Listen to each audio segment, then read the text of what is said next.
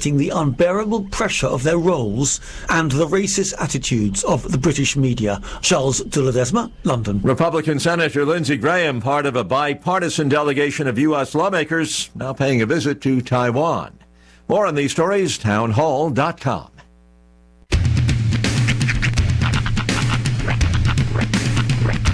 What in the wide world of sports is going on here? I promise you, whatever scum did this, not one man on this force will rest for 1 minute until he's behind bars. Now let's grab a bite to eat. Yeah, come on. I feel the hot wind on my shoulder and the touch of a world that is older. I hit the switch and check the number.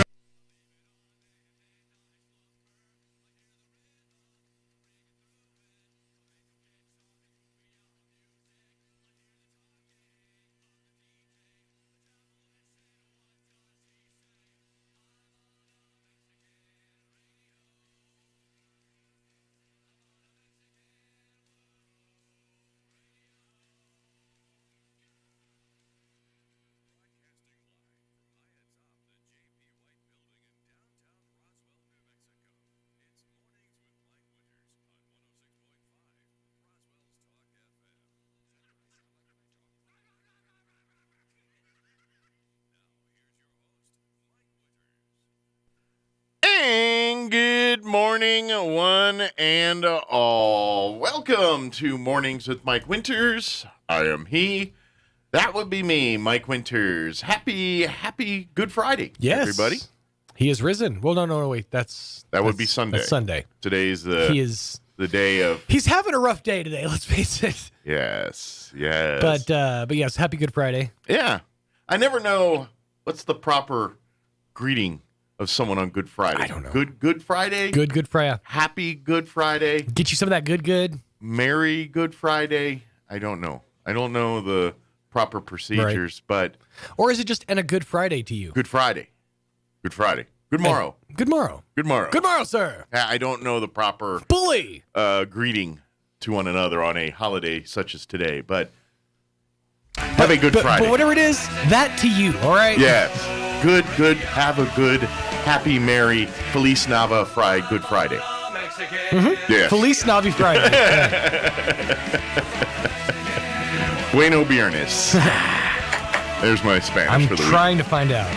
Oh, is there a proper protocol? Are you looking up proper way to greet one? I'm running the Googler. On the Good Friday day. Best wishes on Good Friday to you, or Good Friday, may the sacrifice of our Savior give you strength, and may his blessings always be with you and your family. Wow. May your faith in the Almighty bring happiness to your heart and peace to your soul. May he always be there to share or be there to bless you. Happy Good Friday. So just, learn that. Okay. Well, that's like a prayer. Mm-hmm. That's more than a greeting. That's a prayer. Yep. That's what it said. Yeah, I think I might have trouble remembering some of that one, but... what was the first one? Wow, it's literally more than once. Okay, so the first one was best wishes on Good Friday to you. That's there you go. Simple. I think we'll go with that. Best wishes on a Good Friday to you. Wishing you all a blessed and beatified Good Friday with the hope that God's great love will remain unchanged for you. Wow. Mm-hmm. Beatified, even. Maybe it's these are different ones depending on length of conversation. Are you feeling all right, Jim? Yes, I am. I'm fine. Make the most of this Good Friday with family and prayers. I'm praying to Lord that he keeps you safe always and surrounds your life with eternal love and happiness. Wishing you a holy Good Friday. Now I'm just confused. Are these sample conversations one can have on the day like today? I don't even know anymore. At this point, I think it's just good wishes for Good Friday. Well, I will stick back to what I started with. I guess. Happy Good Friday. How about he will have been risen? He will have been risen indeed. Yeah, there's a lot of... planning ahead. Yeah. But then you're like, well, it already happened, but he will, even though the day... Yeah, now we're getting into like Sheldon, had, has not, will have territory. He's getting around to having had risen. Yeah. There you go. Having had is one of my favorites. Having had risen. You know what makes it... I think I managed to confuse myself there. I'm thoroughly confused. I'm confused, Cotton. You know what makes it not just a Good Friday, but a great Friday? Yes. McDonald's. This is true statement. Why I did that in Russian accent, no idea. But this is true statement. This is true, Conrad. It's like, all right. Going back to being just an okay Friday. You're absolutely correct. Big thank you and to the fine folks at McDonald's for providing us with delicious breakfast treats each and every Friday. Swing on by any of your McDonald's here in town. They got you covered. Don't forget, the South Main is open and operational. Been maybe a month now or almost a month now. It's been up and running. Swing on by. Don't forget, as a owner of the McDonald's app on your smartphones, you're kind of in a little club. Means you get exclusive deals. So if you're not an owner of that app on your smartphones, go get you one. It's free. It's in your app stores and Android and Apple markets and all that nonsense. That's right. And it pays off. Yesterday, in fact, I got a notification for a 99-cent any-size coffee or a 99-cent or $1 large fry, just in my notifications. Nice. As of right now, I am sitting at 5,988 points. Yeah, I've got a bevy in there, I was going to say, Mike and I were kind of just I had like flexing points $7,000 or something. How many I have? Do you remember? You were up to like, I think 7 or 8. Yeah. I am just shy of 6,000. At 6,000, you get really hooked up. That's when you get like any premium sandwich. It's like your Big Macs, your Quarter Pounders. You can get any one of those for free. See, I'm big timing right now. I can roll up in there and be like, yeah, what's on that menu? I can get any one of those free. Yeah. And I just look at them. Any one. You can get a whole Happy Meal. All yours. And the toy. Yeah. That's yours. It's mine. That can be yours. I don't have any kids, though, so who cares? I'll just use I get a premium sandwich. You have a radio station office. You have a background to decorate. Start collecting Happy Meal toys. Make that your thing. I know, but then I got a lot of explaining to people. It's like, oh, look, do you have kids? No. Why don't you have kids? Why don't you have those toys? Why do you not have kids? Why do you have... It just opens a whole can. So one word. Man-child. Simple. That's all you gotta say. Man-child. Man-child. That's all I say. I have a full-blown wrestling ring in my office. Man-child. Well, you got kids. Yeah, that's true. You got kids. That is my saving you have grace. kids. I don't. I have kids that are not allowed to touch my wrestling figures. They're not allowed to touch my guys, all right? You're not allowed. Look, kids. There's a room full of toys, and you're not allowed to touch any of the room full of toys. That's right. Here, you can play with this. It's a bit of string. Yeah, it is a sweet bit of irony. Yeah, it is. But, that's how it was when we were kids. They've got their toy. The problem is they've got their toys, and I've seen how they treat them. That's why you don't let them play That's with your why I don't toys. want them to play with my toys, exactly. Yeah, I get it. Because I want to keep my toys, doggone it. Well, thank you to McDonald's. Swing on by, download the app, and of course, happy Good Friday to you all. Yes. Good Friday. And the merriest of Good Fridays. The goodest of Fridays to you. Yeah. Of course, Holy Week is, still going on this week. I know the trip up to Chimayo, that's going to be happening where they do the pilgrimage to Chimayo, and I've already saw they're prepping big time for all of that and getting, warning people about there's going to be people walking, be careful and all that good stuff. They're expecting big crowds this year, so it's kind of nice to see that. It's kind of a return back. It's kind of nice to see things like that return to normal again in our world. So thankful for that. Admittedly, the pilgrimage to Chimayo on Zoom, it was weird. Yeah, right. Everybody had a treadmill. I should be tired, but I'm not. I feel fine. Yeah. It's weird. Yeah, it doesn't have the same effect, does it? The pilgrimage via Zoom. You can pick your own background, and a bunch of people were just picking like Animal Crossing. It was weird. Let me give you the rundown for today's show. We're going to start here this hour in just a few minutes. Freddie Sosa with Richland going to join us here in just a few minutes, talking about their Easter specials. Of course, they've got big Easter egg hunt happening tomorrow in Enchanted Hills Park, which is that park right next door to right there nearby the Richland complex there by Champion and all that. Can't miss it. So we'll talk with Freddie about what's happened with that Easter egg hunt and all that. Then in the 8 o'clock hour, about 8:15, we'll have Mayor Tim Jennings join us. Last night was the city council meeting. He's going to come in, give us a recap of what occurred at last night's meeting. And then in the 9 o'clock hour, about 9:15, we don't have a guest scheduled, so we're going to play our interview we had with Superintendent of the Roswell Independent School District, Brian Luck. He joined us Wednesday in the 8 o'clock hour and gave us the rundown on what happened at the school board meeting there Tuesday evening. So we're going to play that for you here about 9:15 or so. Plus, we'll have all of your other features that include the news of the local variety, the news of the national variety, and, of course, your Town Hall Wall Street updates, sports updates, and whatever else we can come up with for today's show. Before we do any of that, though, let's go ahead and take a look at your weather. Good news is we still have another red flag warning today because of, I think it's more so because of the low humidity more so than the winds, because the winds aren't nearly as bad as they were earlier. We're talking 5 to 15 today and tomorrow, but because of that low humidity, that's probably why we're still in those red flag areas. But anyway, here is your weather. I'm meteorologist Steve Hamilton with your Pecos Valley weather. We'll be getting a taste of summer-like temperatures over the upcoming weekend with high pressure in place over eastern New Mexico. Sunny and breezy today. Our afternoon high in the upper 80s with a few low 90s, wind gusting to 30 miles an hour. Overnight, partly cloudy, our low near 50, and then we're in the mid-80s with a mix of sun and clouds on Saturday, back up near 90 and sunny Sunday. That's your latest forecast. I'm meteorologist Steve Hamilton. Thank you, Steve. And currently 48 degrees here in Roswell. Humidity is at 15% with winds calm at the moment.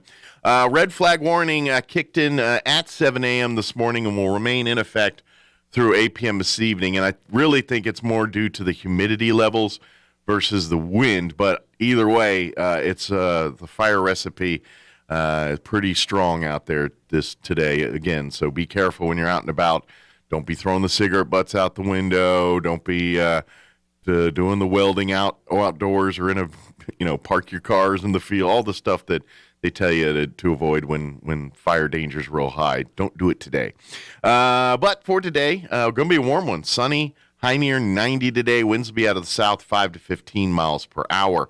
Tonight, partly cloudy with an overnight low of 51 degrees. Winds will be out of the west, 10 to 15 miles per hour. Looking at your Saturday, mostly sunny, 85 for a high tomorrow.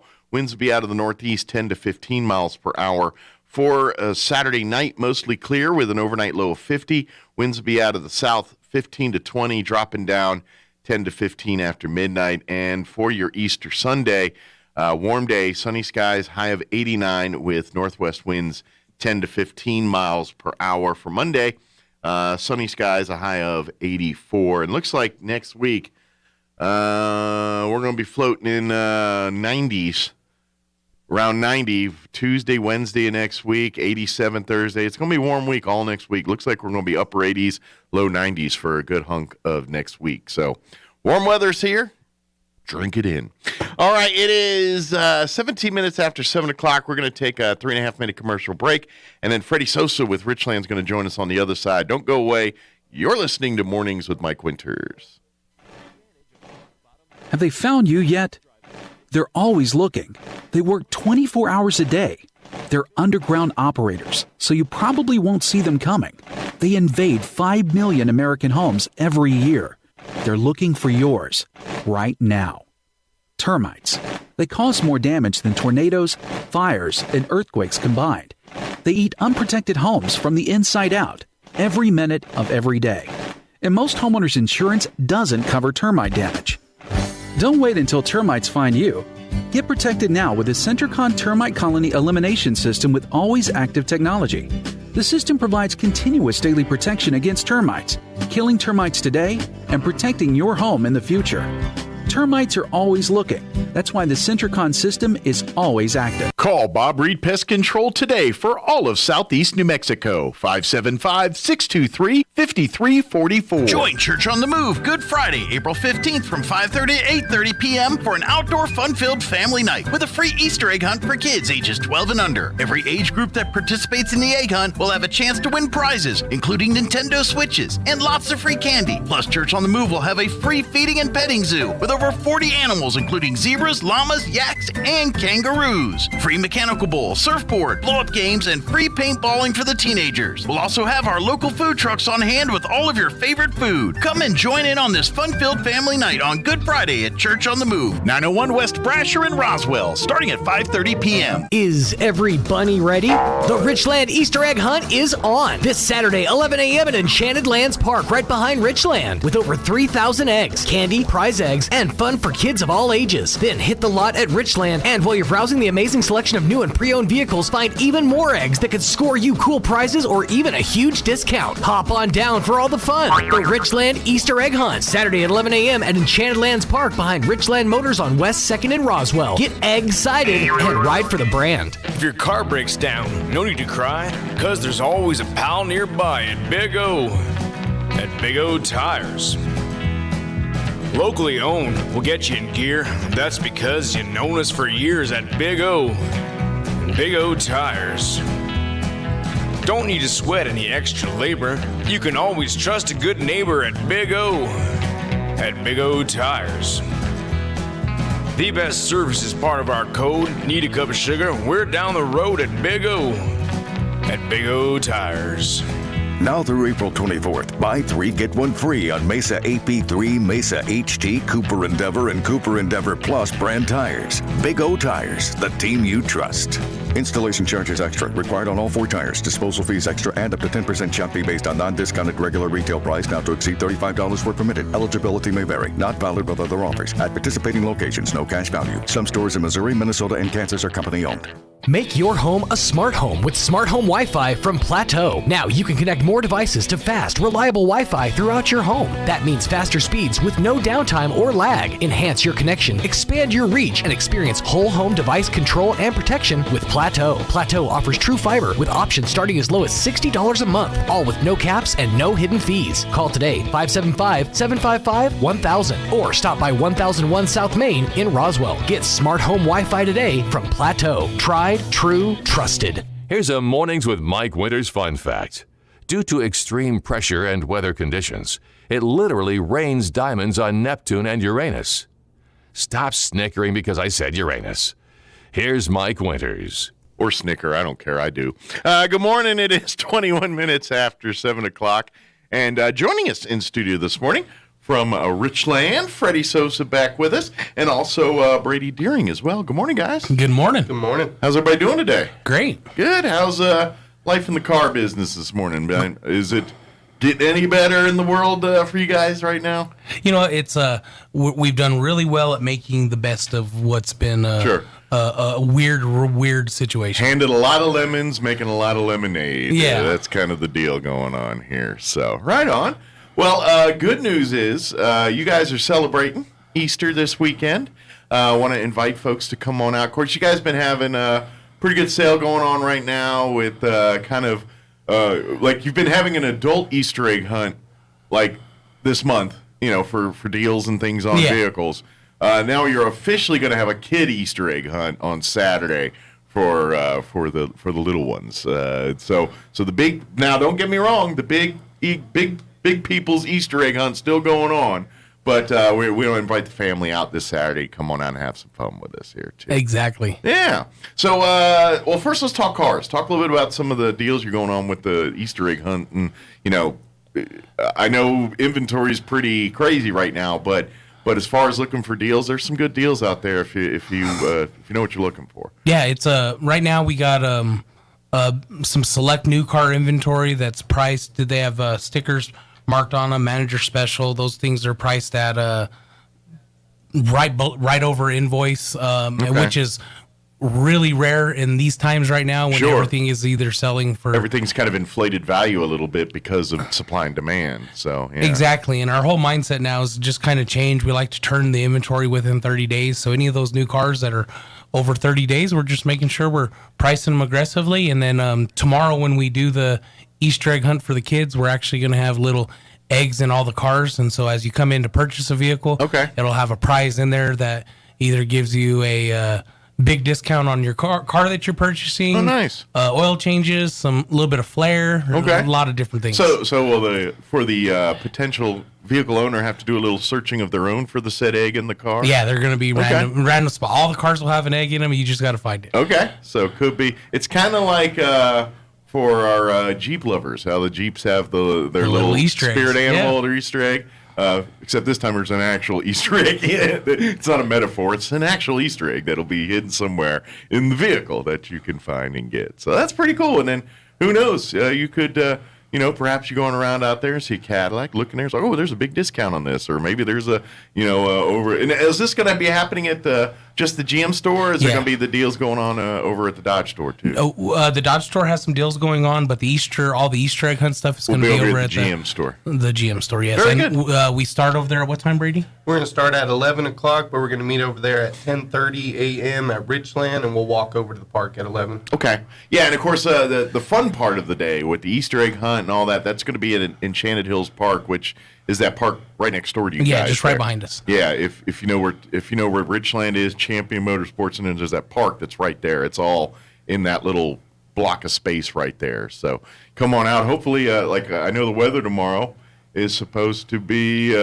sunny, high of 85, winds 10 to 15. Should be a beautiful day out there to go go hunt some eggs and sit out in the grass out there and have a good time with your family. Exactly. And what we did is we paired up with Brady's car club. What's the name of your car club again? Car club is Head Turners. Okay. And so they're actually the one that's putting together the Easter egg portion of it. And nice. We're a sponsor for them, and they were able to gather how many? We gathered 3,000 Easter eggs and then 5 main prizes for the gold ones. Wow. Now, you guys going to have some of the cars from the car club out there, too? Yeah, of course. Nice. Now, are the cars going to be at the dealership, or is there parking in the park? Along the street, there's parking. Okay.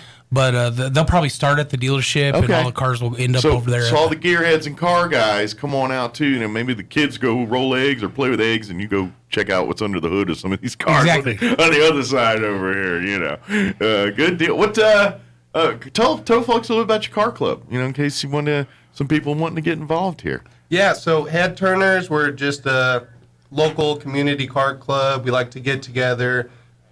Just get all the family together, all the friends. No drama. Just get all the cars. Cars bring everyone together. Sure. What's does the club have a pretty eclectic mix, or do y'all kind of have the same style? Anywhere from lifted trucks to low riders to the fast cars to the slow ones. Okay. It's just about your car. Gotcha. Any classic car owners in the group there? There's a few oldies in there. Yeah. Okay. Good deal. But a lot of it's a lot of custom stuff. People taking their... you got the new, you got the old, you got the custom, all of it. I mean, I guess what I'm saying is people will get a newer vehicle and then just change it up to suit their taste and desire. Lift it, lower it, whatever.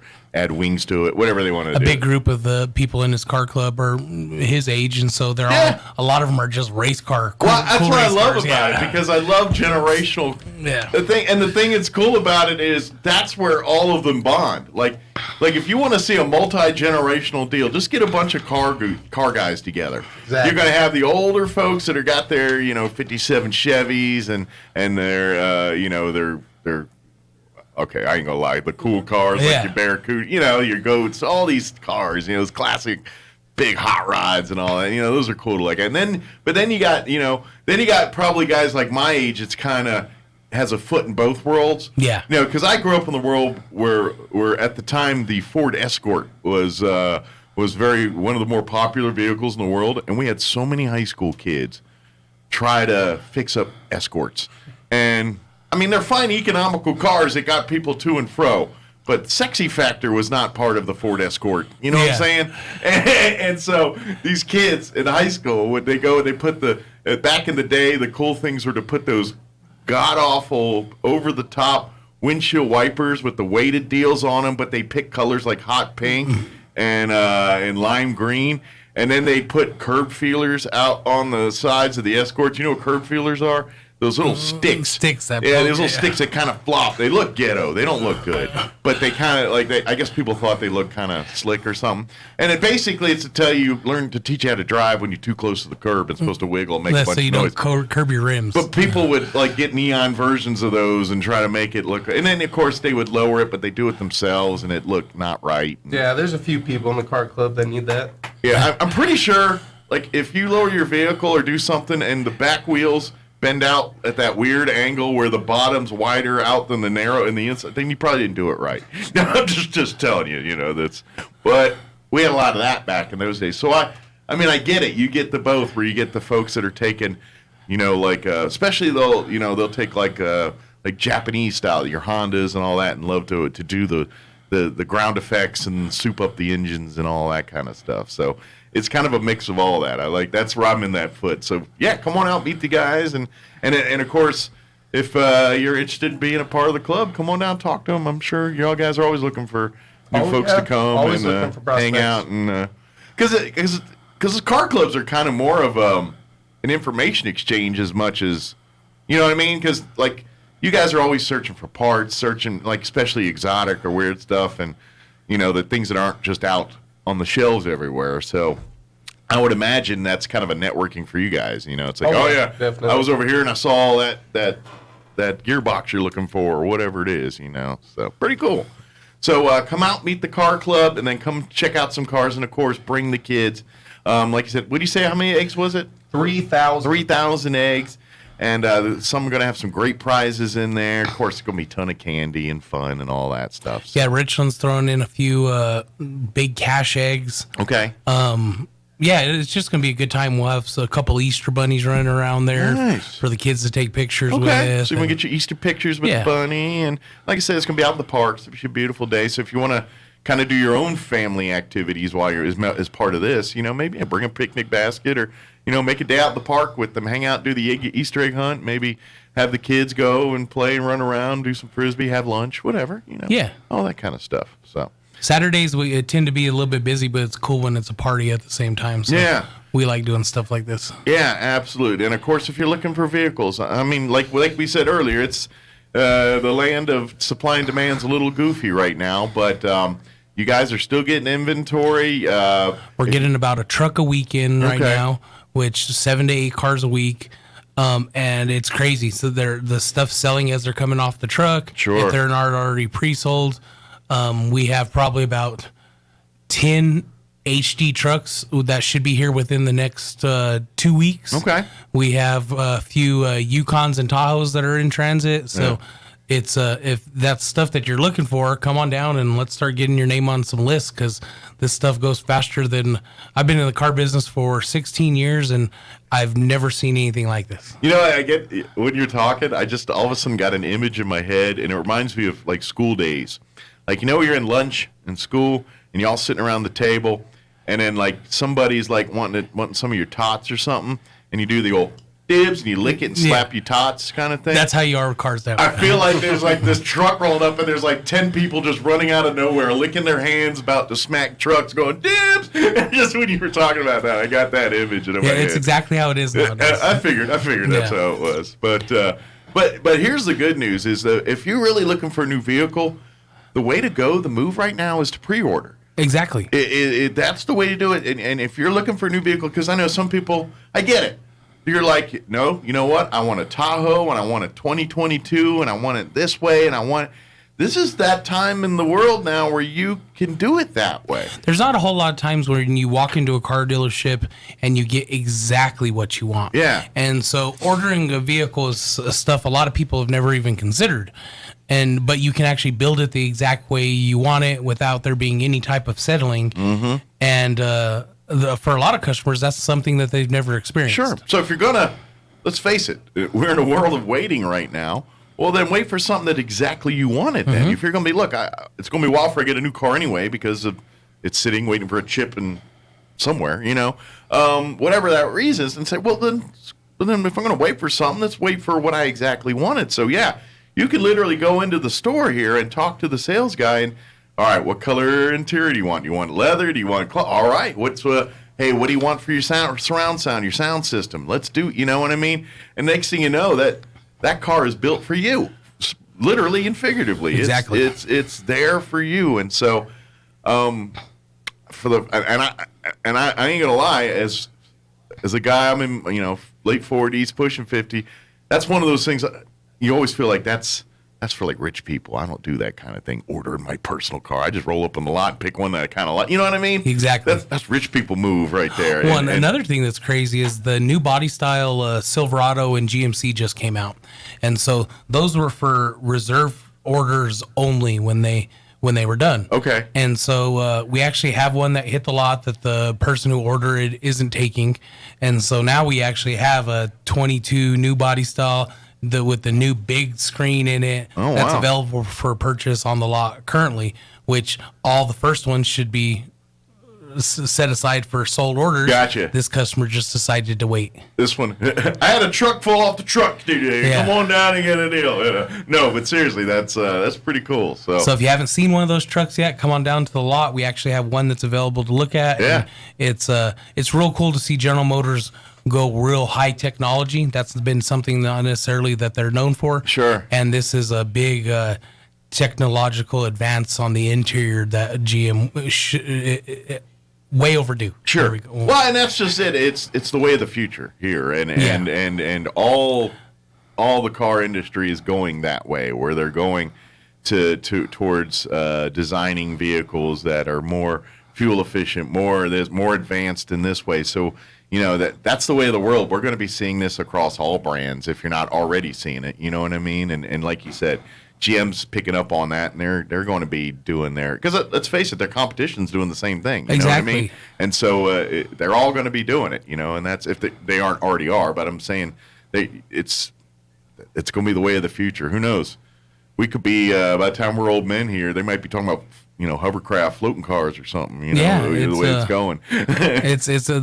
They can park themselves now. I mean, there's so much cool stuff that these vehicles can do depending on what it is that you're ordering and purchasing. You might be selling a Jetsons vehicle pretty soon. You never know where that far. With a little bubble and the. I just want to push the button and the lunch comes out. Yeah, and I want the thing where everything folds up into a briefcase. Oh yeah, and there then you walks go. away. Yeah. I want that too, but we'll work on that. So, excuse me. Let's talk pre-owned side. How's the selection on the pre-owned side?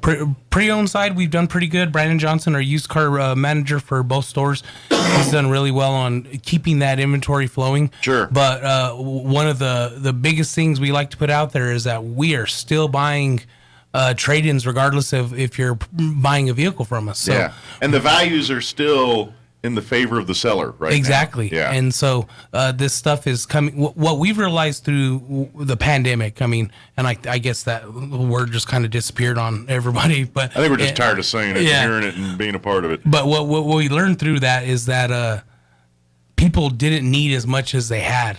And so a lot of people's jobs went to where they can work from home. Yeah. And a lot of families don't need the 2 or 3 cars that they had before. And so we've done really well with people coming in and us purchasing those vehicles that people have decided that it's not as much of a necessity as they thought. Sure.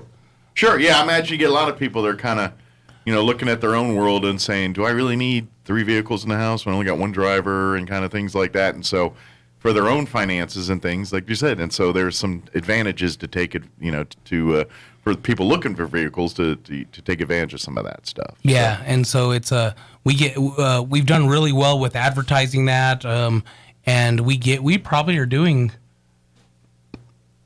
5 to 10 purchase units a week. Very good. That we're just buying off the street from local people. Good deal. I imagine service department's probably pretty busy too, because when again in a world when inventory is lacking, people tend to have to make what they got last longer. So I imagine you got a lot of people that have been passing through the service department, being a little bit more on top of their routine maintenance and things like that too. Yeah, our service department's been extremely busy. Both of our service departments at both locations have had some of their best months that they've ever had through this, which has been good. And the busier we get, it gives us the opportunity to grow and get better. And so that we encourage that because sometimes when you're slow, you don't realize some of the stuff that you need to fix. I get you. And so as the busier we get, it helps us clean up our process quite a bit. I know what you're saying. Yeah. It's Well, it's iron sharpens iron. You know what I mean? That's you've heard that saying, and so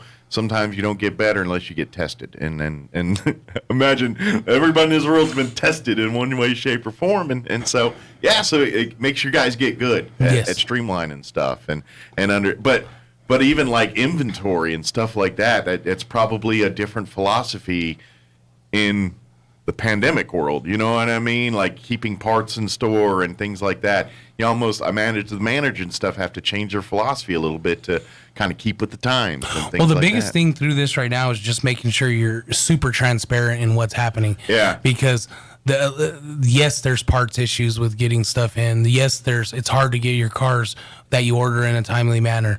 But as long as we're super open about it, we talk about the process and inform the customer. This is what you should expect through the process, so that way there's no one's upset. Sure. Well, people understand. You know, we live in a world and things aren't happening the same way they were 3-4 years ago, and so. Yeah, there's challenges here, and so I think most people. But if you're honest up front with them and just say, "Hey, look, you know, we would be happy to, but we are still like you, victims of the world and how supply and demand works." And so, you know, we got the parts. It's sitting on a boat out in the middle of the ocean right now, and you know, and that's. You know that, and people get that right now. I think it's cool because this has kind of taught a lot of people patience. Yeah. Because we lived in such a time where it was instant gratification. Sure. And so kind of what's happened is it's shown people a little bit more patience. Well, and I think this time is giving our people nowadays a glimpse of our families and relatives in the Depression era and what they went through. Oh yeah. You know, like you always talk about our age. It's like our grandparents and stuff. Some younger folks, it's more greats and things. But for us, it's like our grandparents and all that. We were like, man, they used to save every butter dish in the house. You know what I mean? You can't. There's like 50. I can't believe it's not butter tubs underneath the. You know what I mean? All that. That's a mentality of the Depression, because once you got something, you held on to it and made it happen. Mm-hmm. You know, that's you utilize every resource. That's what the Depression taught this era of folks. And now we're kind of not nearly the level those folks are. Not even any. You didn't see lines up of soup kitchens and people living in cars and all that stuff like you did then. But it's just that concept of, you know what? Maybe I ought to hang on to that piece of equipment a little longer. Maybe that is fixable instead of replaceable. You know what I mean? Exactly. And things like that. So that same mindset's been working in the car industry too. And it's like, hey, maybe we can do it differently this way, and things like it's the world we live in now, and we all had to get good at it. So and Richland, no different. Yeah, you just got to adapt and know the hand that you're dealt, and be able to work with what you got. So absolutely. So, folks, if you are looking for a vehicle, or you know what, even if you're not, you just want to look for something to do fun with the family this weekend, come on out to the Easter egg hunt this Saturday at Enchanted Hills Park. You said, what, about 11 or so? Everything's going to It's going to be at 11. If you want to meet at Richland about 10:30. Okay. Just so we can all gather and then walk over there together. Yeah, come over and of course get there a little early. Come check out some of the cars and stuff that are going to be over at the Richland lot. Come see the car show and see and talk with some of the car owners, because that's one thing about car guys and car, that's they bring the cars out and love to talk about them. So if you have questions, if maybe you're a car person yourself and you want to exchange notes, that's why these car guys are in car groups, because this is what they love doing, talking cars and showing off the cars and just sharing that love with other people. So come out and be a part of that. And I'm telling you, so if you're like, dude, I'm not into it, then send the kids over to the Easter egg hunt, having fun over there. You come and start talking shop with the car guys. Exactly. And of course, there's always going to be food floating around and stuff. So yeah, there's going to be food, music. We'll have the cornhole tables out. It's going to be a party. It'll be a party. Who's your best cornholer? I know it didn't sound right the way I said it, but I don't know the proper term for a cornhole player. But if we had to give that title to anybody, it's probably Johnny Alvidres. And then I'm second. I'm coming for you, Johnny. Oh, the gauntlet has been thrown. All right. What? How serious is there? Like Because I've seen some people get like way hardcore into their cornhole. It's like, is that proper distance? Is that, and others it's like, just throw the board there. Usually when the trash talking comes out, that's when the intensity gets turned up. Yeah. Well, because there's a moment someone misses. Is that regulation? That's not regulation. I know it's not. If that was regulation, that would have been in. I know the moves. Well, it's a bunch of car guys, so it's a bunch of alphas that are battling for dominance, and so I like a little friendly competition. Sure, absolutely. Do they have like a different style? Like some I noticed they'll go like straight hard towards and then you got the arcers.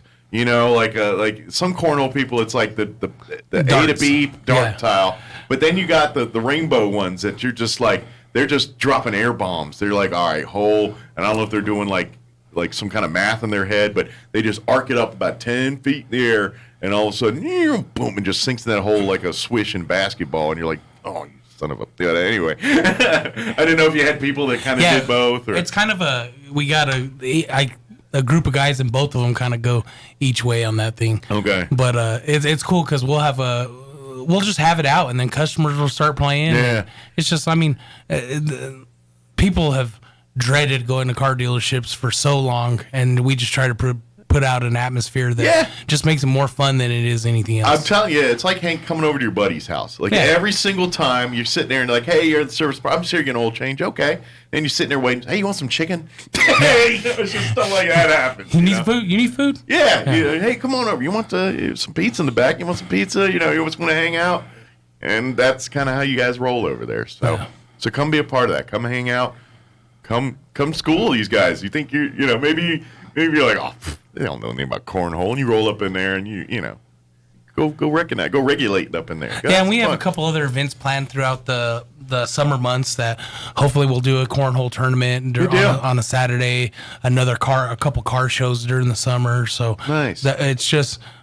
It's not all about selling cars. Yes, that's what we want to do. Sure. It's just what we've done since the inception of Richland is just be a place for the community. And absolutely. And that's just what we gun for. Well, let's face it. What you guys sell is arguably the probably second biggest thing a family will purchase. Exactly. And so and so it's all about that family atmosphere and family life. We're and this is something that you've said 1,000 times, and you've been on here. We're not truly trying to sell you a car today. We're trying to sell you a car for life. That's what we want to do. You come in and buy a car from us. We want you to be so satisfied with that experience from the moment you walked in till after the sale, for all the perks, being a champion for the brand program. All this stuff is in place. So when you're tired of the car that you've been driving for 5, 10, 15 years, you're ready to get a new one. And the first place you go is Richland, because you're going to get a straight deal. They're going to be honest with you, but at the same time, they're going to work with you. And at the end of the day, your goal is to make them happy. Sure, we're all here to make money, but you'd rather have 10 happy customers than that got exactly what they want than 10 customers that you maybe oversold that didn't need what they want. Now they may never come back again. You know what I mean? Does that make sense what I'm saying? It's 100%. How long you been with us, Brady? 3 years now. So Brady, for 3 years, I've been beating into his head, all my guys, is that there's two different people in the car business. There's car salesmen and then there's car guys. Yeah. Car salesmen, you meet once, they don't leave a good impression. Sure. I mean, you forget about them the second you leave the lot. Car guys are people who are there throughout the whole experience of you owning that car. Yeah. And your next car and your next car. And so these guys just get trained to be car guys and opposed to car salesmen. Sure. Well, and it's a difference. Like for instance, I'll walk into the Dodge dealership and I'll just say, hey, is Malcolm here? You know what I mean? And because Malcolm was my car guy, you know what I mean? And that's how it rolls. And that's, whereas other places, if you're looking for cars, just, I'm here to buy a truck or whatever it is, and that's the difference. And that really, you don't have to walk in and request a guy. They'll come and help you. But you know what I mean? It's just like, hey, now Malcolm's, he's been working with me on 10 other things. Come on over, Malcolm. You know what I mean? That's just how it rolls. Exactly. So, good deal. Again, come on out to Richland. The GM store is going to be having all the Easter egg fun. So all the people working at Dodge are going to come in costume and hide and pretend to be employees over at the other place. Well, I'm just kidding. They'll be over handling business at Dodge. But anyway, come on out. Like you said, come on out to the Richland GM store here about 10:30 or so. Hang out. Come see the cars at the car show. Come peruse the lot if you're looking for a new or pre-owned vehicle. And then about 11 or so, all the fun will shift over to Enchanted Hills Park right next door to Richland there for the big Easter egg hunt. Over 3,000 eggs loaded with prizes and candy and all kinds of fun stuff. There's going to be fun games, activities, food, just a celebration of family and everything this Easter weekend, all happening this Saturday. What time's everything wrapping up? Like I said, everything's kind of getting underway at 11. What time's everything shutting down over at the park? At the park, probably right after, but we'll have stuff going on at the dealership. Okay, pretty much all day. Till about 2, but it'll go on. Okay, so from like say 11 to maybe like 12 or so, it'll be all over at the park. But then, if you get there a little later in the day, just meet over at the dealership there, and the car guys will be there, and the car show will be set up, and you can go through and ask all your questions and check out the cool cars and all that good stuff. Exactly. So, good deal. Any like I said, you mentioned the one vehicle. Is there any other? I know in the COVID world, like you always keep like some kind of specialized. Is there any cool sports cars or trucks that are sitting on the lot that are hard to get and hard to look at? We talked about the one, but I didn't know. Like you'll keep like for instance, one of the Dodge store, one of the Dodge pickups, or one of the is there any of those sitting on the lot right now? The more rare vehicles, that the high end ones. We have a couple of 2,500 Denali's that just hit that are super nice. They're already spoken for, but they won't be being picked up until Monday or Tuesday. So you want to see one in person? Yeah, if you want to come and put your eyes on them, come on down. We have a couple available for you to look at. I love that part too, because you're right. And online shopping is amazing, and of course, Richland has a great way for you to shop online, and you can go through and look at all the vehicles. But at the end of the day, when you buy a car, man, you got to smell it, you got to touch it, you gotta kick the tires, you gotta feel it and be a part of it. That's cars, and I think that's the difference between car guys and people that just car guys like when they get in the car and sit down, like the car is now an extension of them. Yeah, it's experience at that point. Yeah. And so you're in tune with it. When your hands are on the steering wheel, your foot's on the gas pedal or the brake, that's you connecting with the car, and you're feeding data based on how you think that car is, based on you. Does it make sense what I'm saying? Oh, yeah. Like when you drive in your car, you're just like, it don't sound right. You know what I mean? Even everyone else can't tell, but you're like, all right, it's just not shifting the way it's doing, or it didn't. You know what I mean? And you're feeling all that through your hands, through your feet on the pedals, do that. Well, you're talking to a guy that probably drives one of the nicest cars in town. He's a 20-year-old that drives a Hellcat. So nice.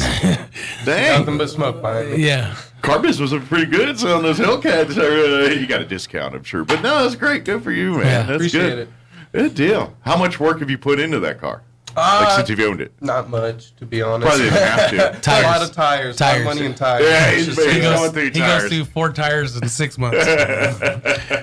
Well, it's because he can. I can't. Well, physically he can. Maybe he's got to go sell some blood to pay for the tires after a while. But so good deal. Well, is there anything we didn't get to cover? No, I think we got it. Just come on, see us tomorrow. Come out. About 10 to 2, and let's have a good time. Yeah, and if you're looking for a vehicle, brand new, pre-owned, come on out, talk to. And if you don't find what you see at the GM store, head on over to the Dodge store and check out what they've got on their lot. I saw a couple sweet Gladiators sitting on the lot over there when I drove by the other day. They got a few of those right now. Yeah, so if you're looking for one of those, those are. I'm telling you, I don't know if I'm ever coming off my Jeep. I'm a Jeep guy. I love it. But if I get if I sway off a Wrangler, it's going to be for a Gladiator. I'm telling you right now. My next vehicle, if I don't get another Wrangler, it's going to be one of those Gladiators. Well, I drove that big green Ram for years, and I thought it was the coolest car ever. And then I got a Gladiator. So it's and I just think that's one of the coolest things I've ever drove now. So. Yeah, isn't it? It's just and what I love about my Jeep, and I'm not being brag.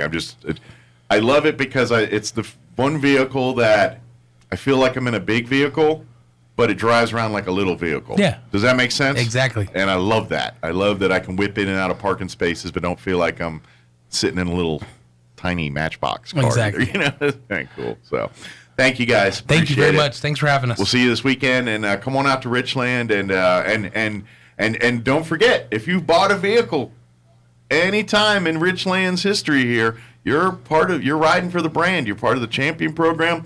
You get perks. just for purchasing a vehicle. Don't forget to take advantage of that stuff. And forget if you're thinking you got stuff or you need a loaner, rental, service work, all that. You're in the club. Take advantage of it. There's a reason why they have the champion program, the brand riding for the brand, and this is a perk. You get to take advantage of it. So do it. Exactly. Good deal. Well, thank you guys. Appreciate it. Thank you very much. Thanks for having us. We'll see you next time here, and have fun. And don't eat too much candy. Can't make no promises. Is there any actual hard-boiled eggs in the eggs? No. Oh, that's a there shame. it is. We'll throw them at each other. I think you slip one or two in, just put an actual hard-boiled egg out there, because I don't need that dealership smelling like a fart box. That is true. That might, pardon the pun, blow up in your face. You. All right, Mike, thank you. Thanks, guys. 7:54, let's take a quick break before news. Don't go away. You're listening to Mornings with Mike Winters. With the Wall Street Business Report, I'm Bill Alexander.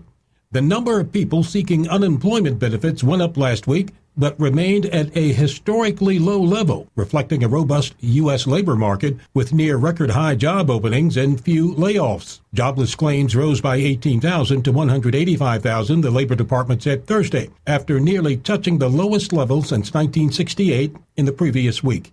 The head of the International Monetary Fund warned Thursday that Russia's war against Ukraine was weakening the economic prospects for most of the world's countries and called high inflation a clear and present danger to the global economy. The IMF managing director said the consequences of Russia's invasion were contributing to economic downgrades for 143 countries. The war has disrupted global trade in energy and grain and is threatening to cause food shortages in Africa and the Middle East.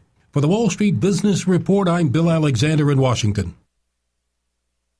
Now your Pecos Valley News Update. I'm Jared Cirillo. A sidewalk project will begin Monday on West McGaffey Street in Roswell. The project between South Union and Wyoming Avenues will take about 3 months to complete. The contractor will begin by installing sidewalks where none currently exists. Traffic in both directions on McGaffey should remain unaffected. Another drug take-back event is planned for Roswell on Saturday, April 30th from 10 to 2 in the lobby of the Roswell Police Station. That's at 128 West 2nd Street. The service is free, and those bringing prescription drugs can always remain anonymous, no questions asked. Note, however, that DEA, which will dispose of the collected items, does not accept liquids or needles.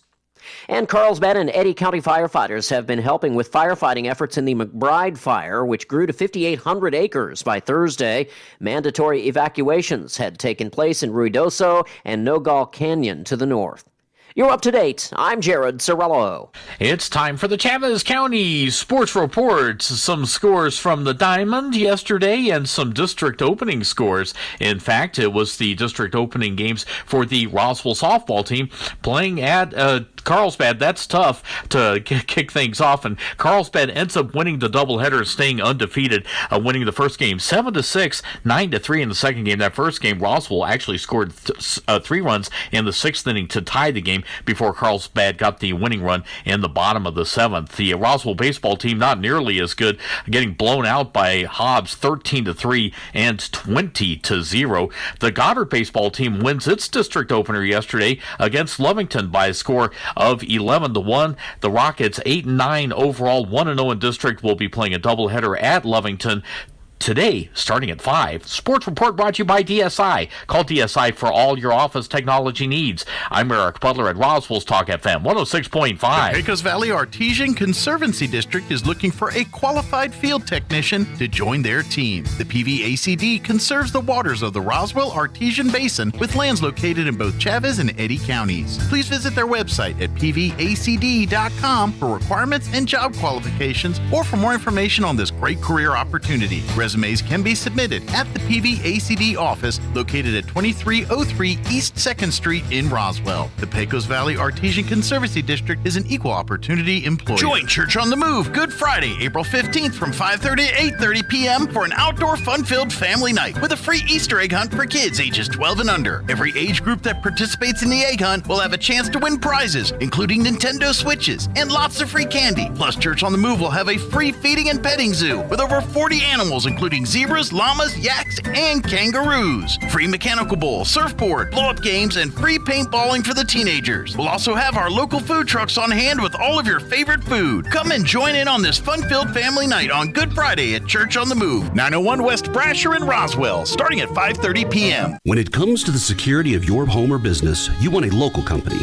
one that has a personal investment right here in Southeast New Mexico. Zenith Security Services is your local Honeywell dealer. Zenith can handle all of your business and residential alarms, cameras, and IT services, as well as home theater installations, all from a local company. The Spring Starter Package is now available at Zenith Security Services for your home or business. Call the real Zenith Security Services today. 575-626-3521. Zenith Security Services. Protection with a local All right, touch. let's get out the old grocery list here. Let's see, eggs, milk, bread, insurance. I don't want to shop for insurance.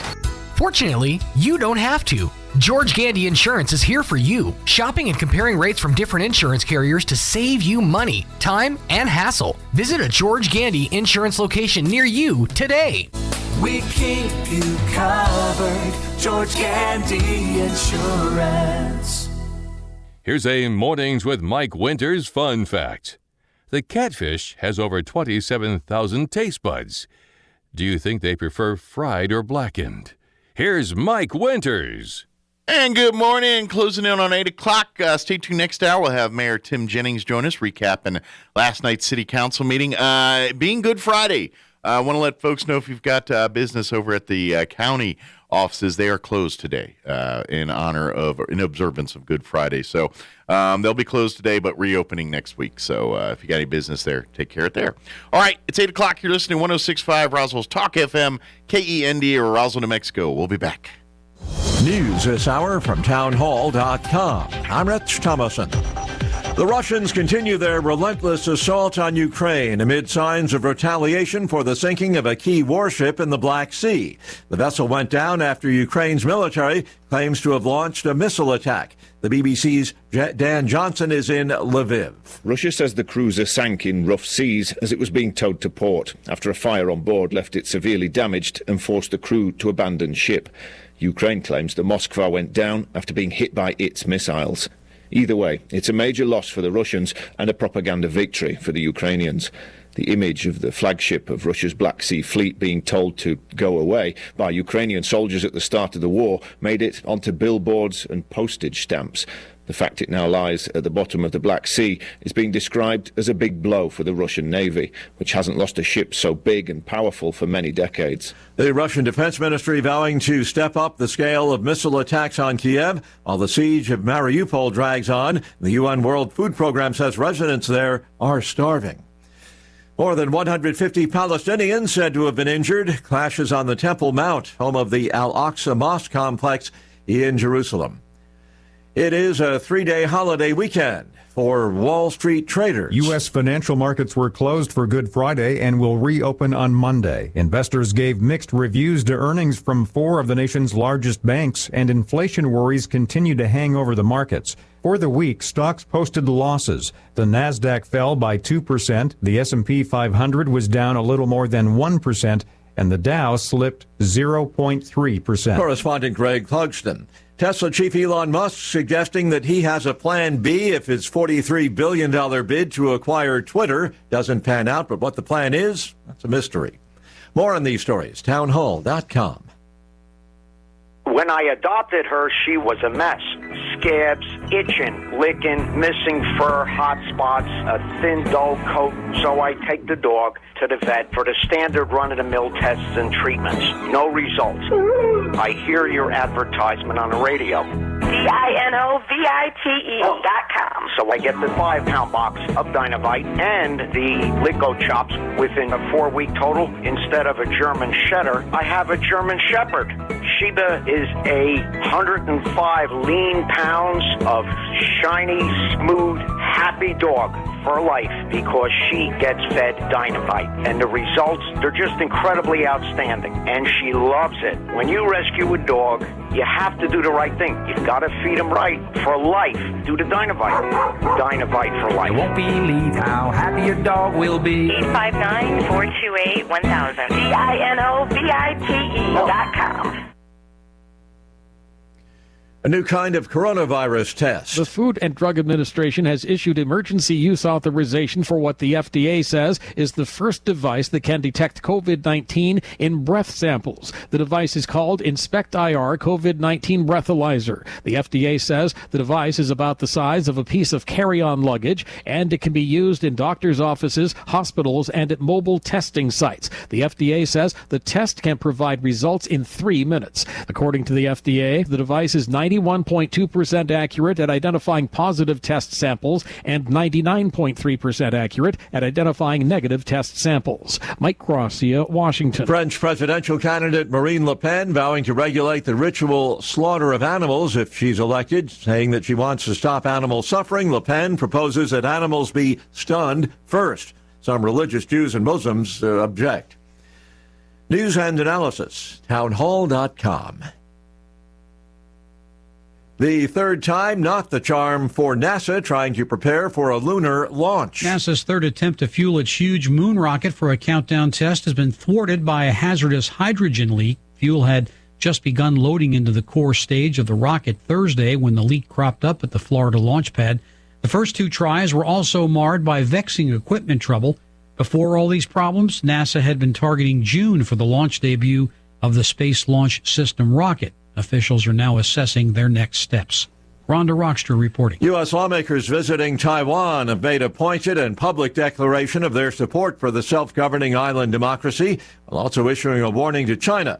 The 6 lawmakers met with Taiwan's president. They'll also be meeting with the island's defense minister. The delegation, led by GOP Senator Lindsey Graham of South Carolina, consists of Republicans and Democrats. More on these stories at townhall.com.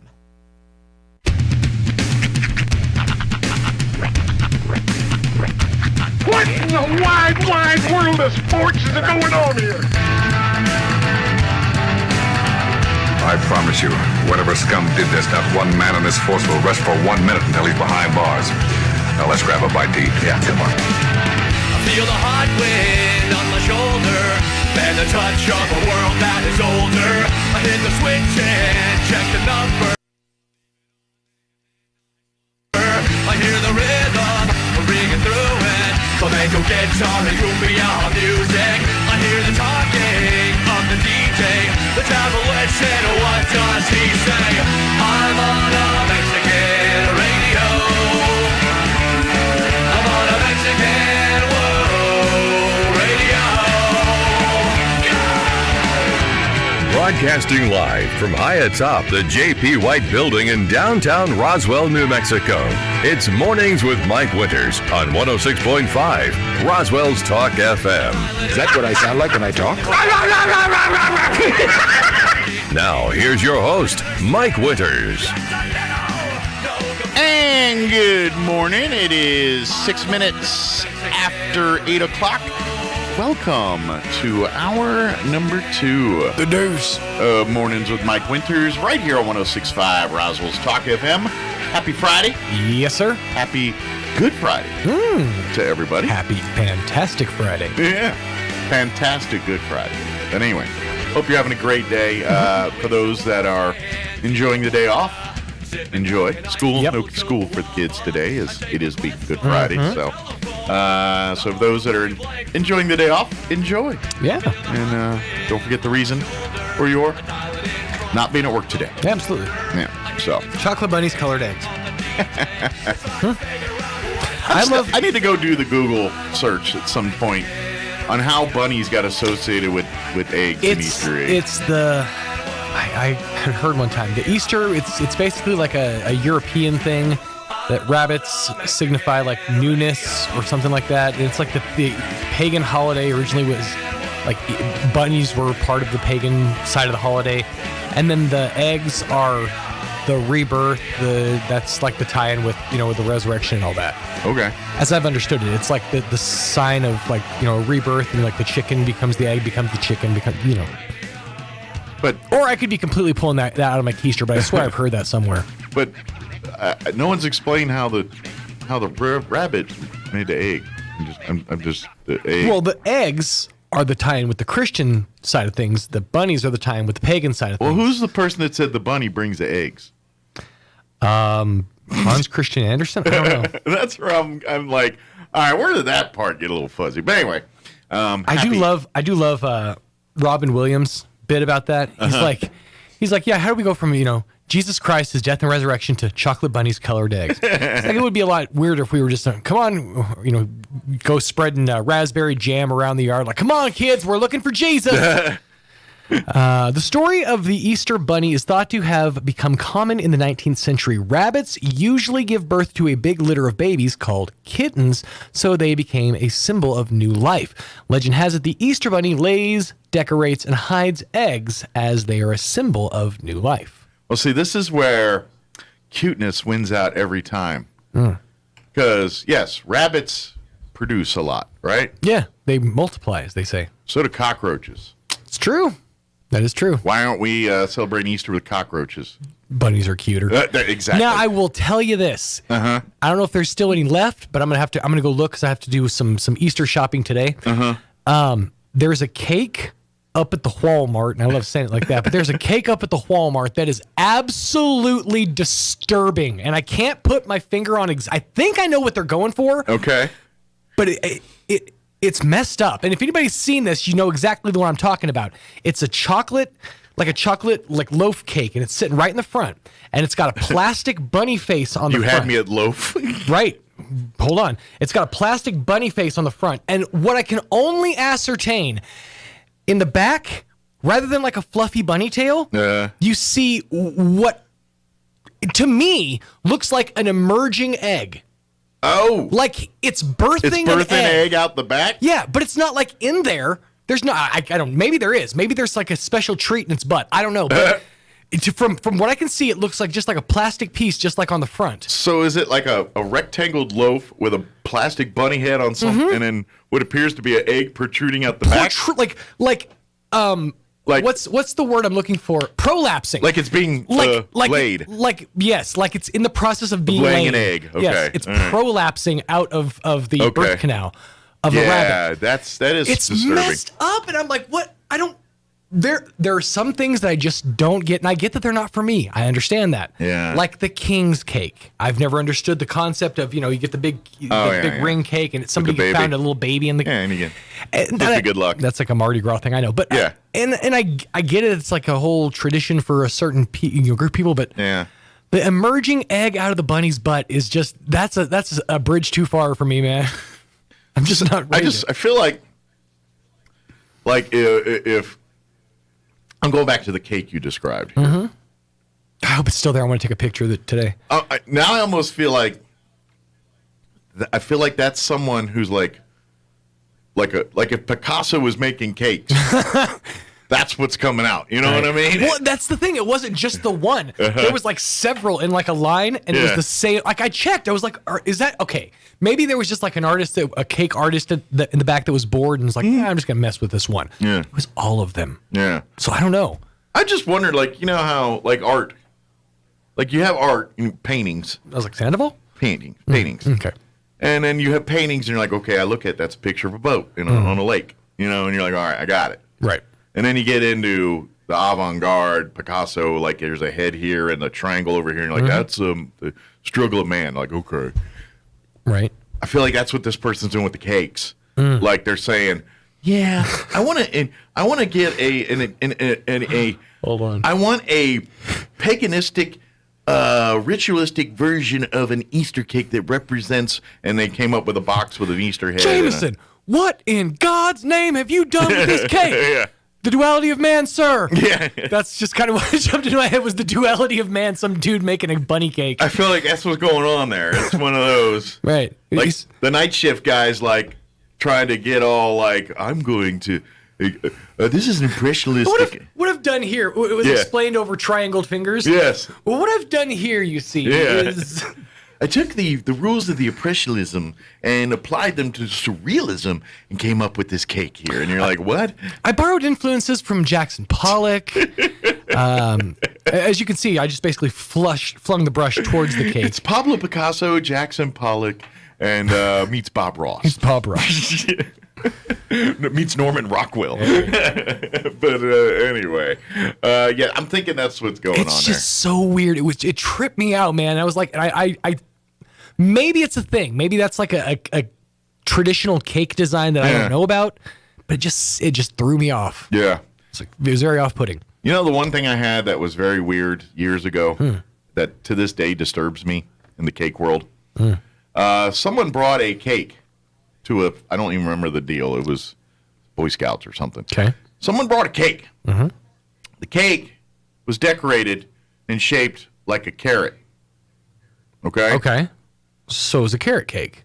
Right. One would think. It was not. It was just a yellow cake. Come on.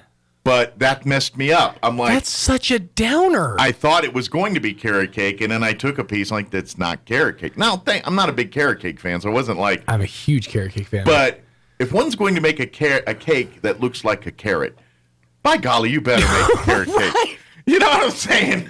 Yeah, that is a good way. That was just not right. That is a real good way to mess with somebody's sensibilities. Yeah, I was like, this is almost like a practical joke, right? This is someone getting you know. Well, because the time and effort it takes to not only like think of a carrot cake, but to shape a carrot cake, to put one together, to decorate it.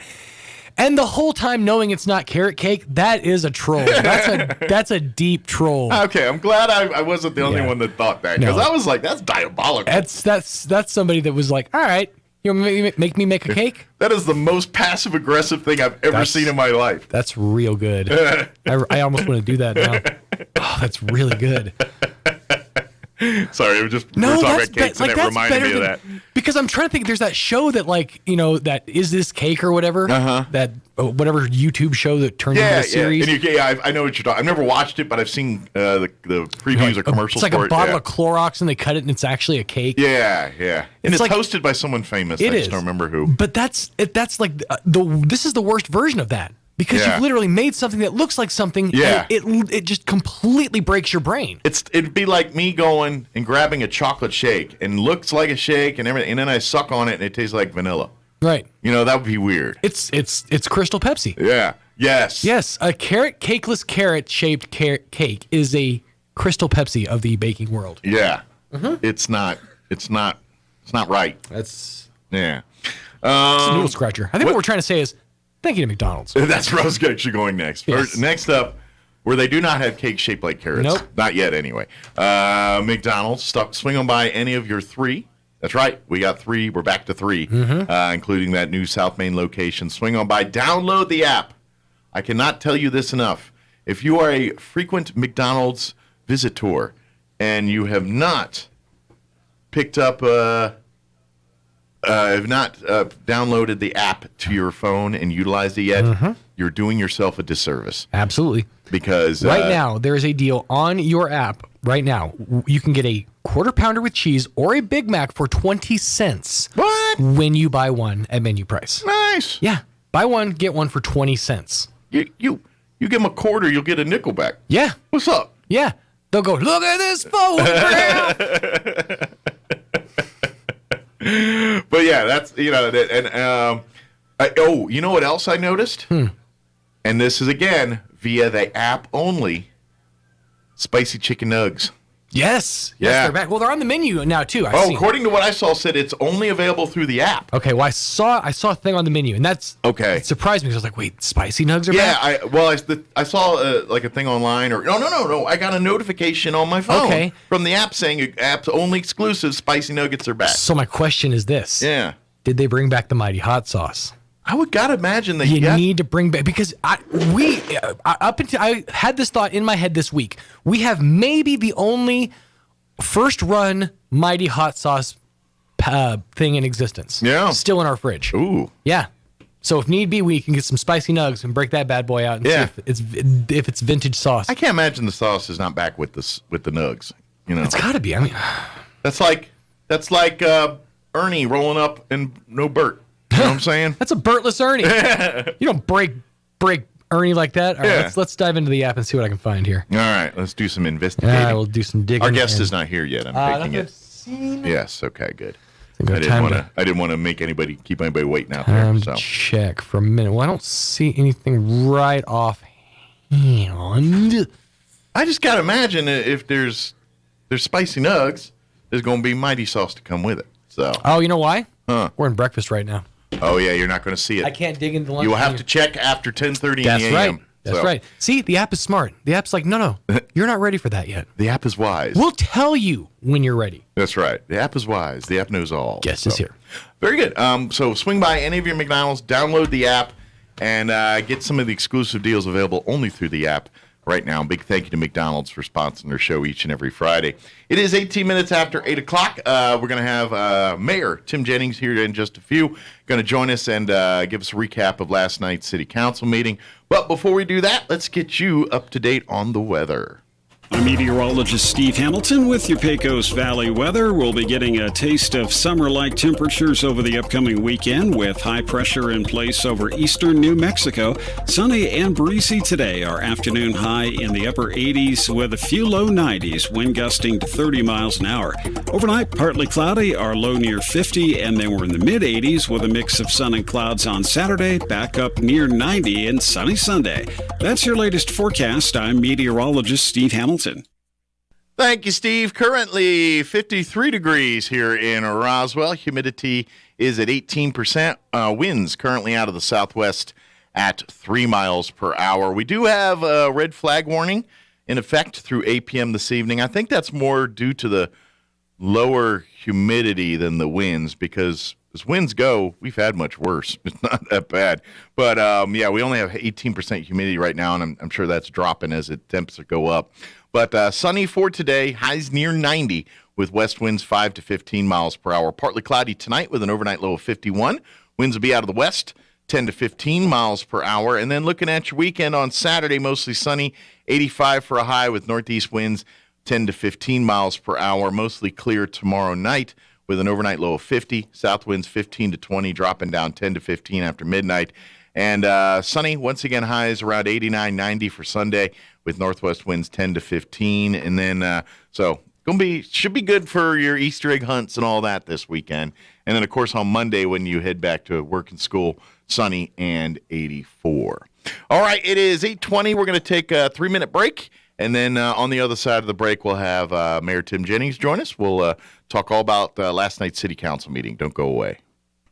Mays Lumber has all the hard-to-find hardwood you've been looking for. Oak, cherry, walnut, poplar, and maple. Plus, hard-to-find exotic woods like purple heart, zebra wood, ambrosia maple, black limba, and bloodwood. Perfect for that one-of-a-kind gift piece or table. Get ready with Formica and Wilson Art countertops in 12-footer custom length with installation available. Make it happen at Mays Lumber, 115 South Virginia in Roswell, serving southeastern New Mexico and beyond since 1934.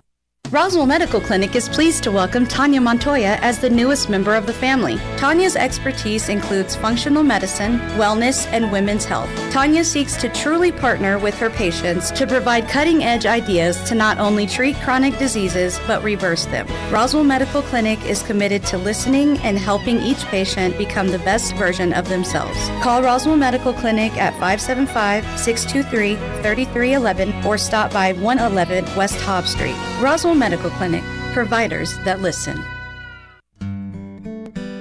How do you know if someone loves you? Often someone will tell you that you're loved, but wouldn't it be better if they showed you? That's exactly what God has done. First, He told us. All through the Bible, God says that He loves us. But He didn't stop with words, He then showed His love. You know the verse, "For God so loved the world that He gave His one and only Son."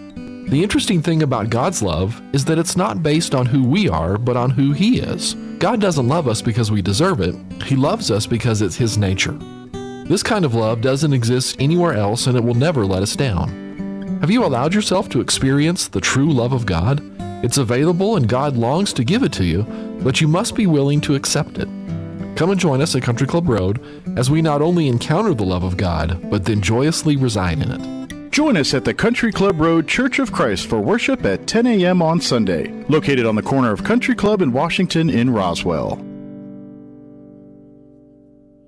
At LeGrand Funeral Chapel, we believe that every funeral should be a reflection of the life it honors. The joys, the triumphs, the faith, the family, and so much more. For us, no detail is too small, no request too big. This is Rosa Aguilar. When the time comes to choose a funeral home, we hope you'll let us serve your family. At LeGrone Funeral Chapel and Crematory, we make it personal.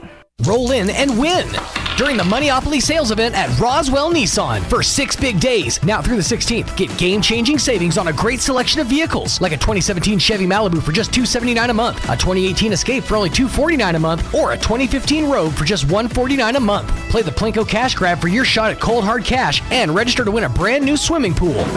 Plus, bring your mailer in for a chance to win $50 grand. Moneyopoly on now at Roswell Nissan, 2111 West 2nd.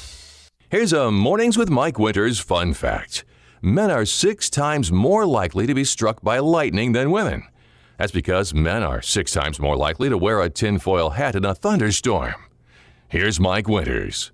And good morning. It is 23 minutes after 8 o'clock, and joining us in studio this morning, Mayor Tim Jennings back with us. Morning, sir. How you doing today? Morning. How's life treating you this morning? Oh, we had a pretty long meeting last night. We got through about 1 o'clock, but 1 a.m. Yeah, we were up a little late. And you started at 6 p.m. I think that's got to be a record, right? I've heard a couple go to midnight.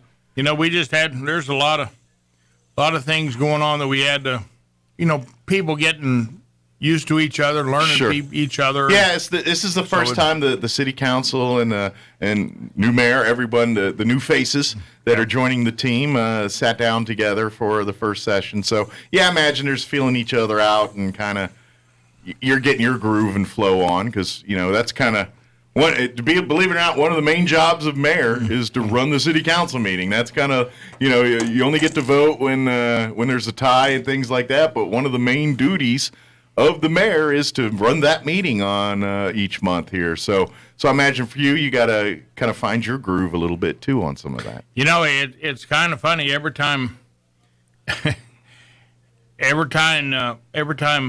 Councilor Bobby Corn would talk, I'd keep calling him representative.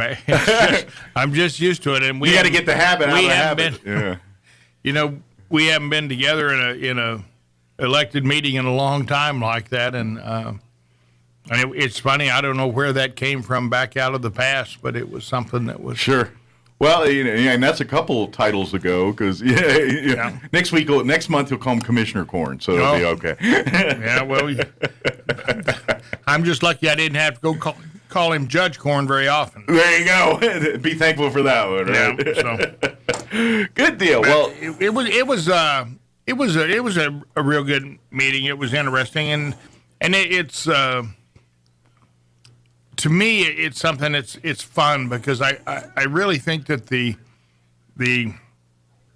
flavor of the council changed a lot. Okay. There's a lot more, I think, pro-business attitude in there that and about being responsible in business. We have these extractors that take water out of your wastewater. The waste, it kind of separates the waste from the water. It separates it out, and that had a pretty significant increase in the cost of it, but yet it appears that Taos or somebody was putting in another one and another similar unit, and theirs just went to bid, and they had a very significant increase, a lot more than ours, and so it's like our country's in a time of inflation and high prices because of I guess COVID and everybody, a lot of people quit going to work, and so there's a shortage of labor. And that forces the cost up, and then you have with the things, everything comes out of China. It seems like, and so there's shortage of chips. There's a shortage of. So really, the trick right now as a council is deciding, okay, what things do we have to upgrade and do now because of need, versus hey, maybe if we wait a little bit, it'll be a little cheaper after times get back to normal again. Is that kind of what some of the things you're weighing right now? This plant came in, a couple $1 million higher than what they'd anticipated, and so they had to go back and had to borrow more money from they borrowed more money from the state to fund it, and those are all, of course, all those projects are could be enterprise money too. Mm-hmm. So when the council gave $11 million moved $11 million over, that's all things that the money could have been used for. Gotcha. And there's probably, you weigh it like, okay, there's growth potential by spending it here, so that $11 million can turn into something bigger down the road here versus over here, or that's just a cost expense thing, not something that's going to generate wealth or generate opportunity. Well, and the Ascent thing came in pretty high. I don't think they were looking for their bid project came in at $21 million or something, Mm-hmm. and I think they were looking maybe about 10 or 11. Gotcha. So there was a lot higher bid for that, so they've got to rebid that and see where that comes out. But to me, the council's done some strange things when you have cells that are filling up and a guy wants to recycle and so you come in to recycle and the city puts a franchise tax on them, 7.5%, which doesn't help them be economic. Mm-hmm. And fortunately, that company didn't make it, but we still have to recycle. We still need to keep everything we can out of going in and covering it up in the dump. If I remember, wasn't here like a couple months ago the council talking or partnering or working with bringing in a new company? Is that still going on, or did that kind of fall by the wayside? Well, we still have some companies out there that we need to make sure that we get them in and get. Okay, so there's still talks going on with various companies or entities to. AVEX is looking with hopefully we'll do some major construction. They bought out Mystic and hopefully we can come to some agreements on what we're going to charge on fees. Sure. It's one of those deals where, I think we're all agreeing, hey, we should have a recycle program. If there's a way that we can make this stuff better, let's do it.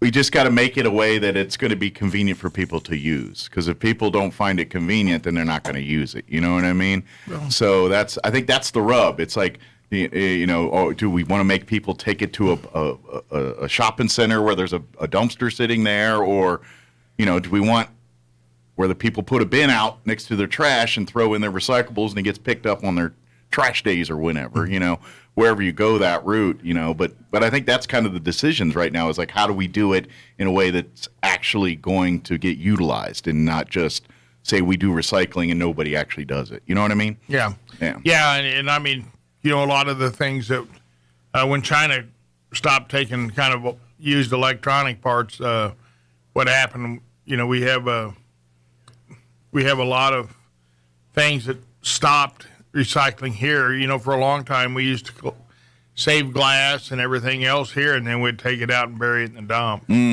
which doesn't make sense either. So yeah, but the market dried up for that, and we have to look cardboard right now. The price of cardboard, I think it's pretty hard to make it work.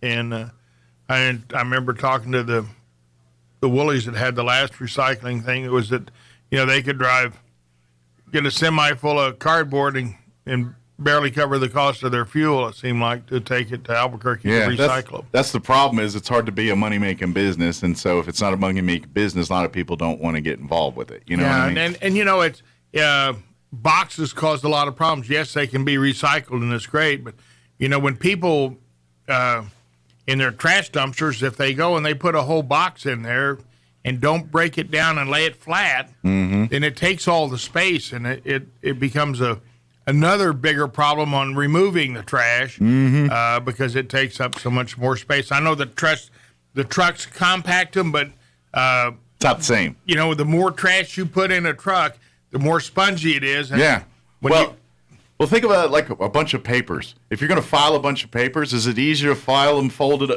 nice and flat, or crumpled up in balls and stuffed in the drawer? That's in essence what's going on there. You're really right. That's a good example. That's kind of I have the same story with my wife.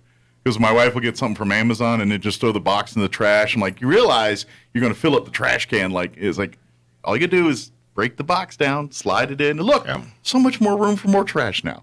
Yeah, if you just get a little box cutter and just go down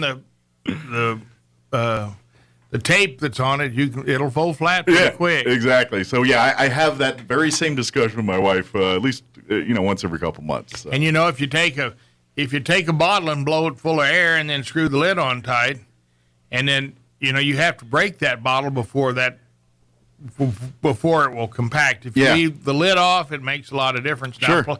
But plastic was something we can recycle. Sure. Well, save those lids too and give them to like Main Street and that, because they're taking all those lids and making those benches and everything with them to churches, a couple different places that are. Yeah, they dedicated one to Dusty down there, Dusty Huckabee. That awesome.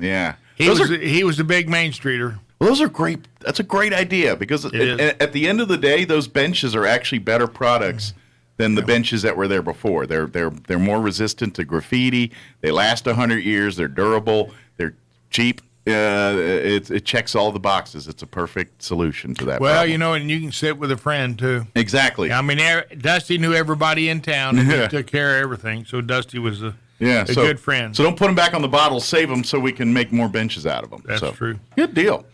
But there's still there's a lot of work to be done on that side of things and getting that. I mean, we want to do something, but we want to do it right. So we're going to have to sit down and I guess assess and look at how that's going to happen. Basically, that pretty fair.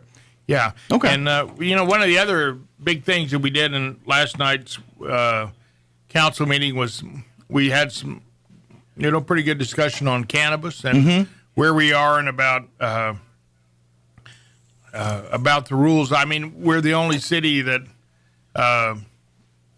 for some reason, the city staff said it's not their fault, and the people who were there saying, well, they couldn't get through the stuff, and the council was late in getting things going. But anyway, so we referred that bill back to committee where we can come up with some, back to the legal committee, which will come up with a workable cannabis regulation system. I think they'll come up with that. And so the people that are in the process now, are they following an old system or following what was previously in place? Or they had what the city was in place, but we feel, I think a number of us feel that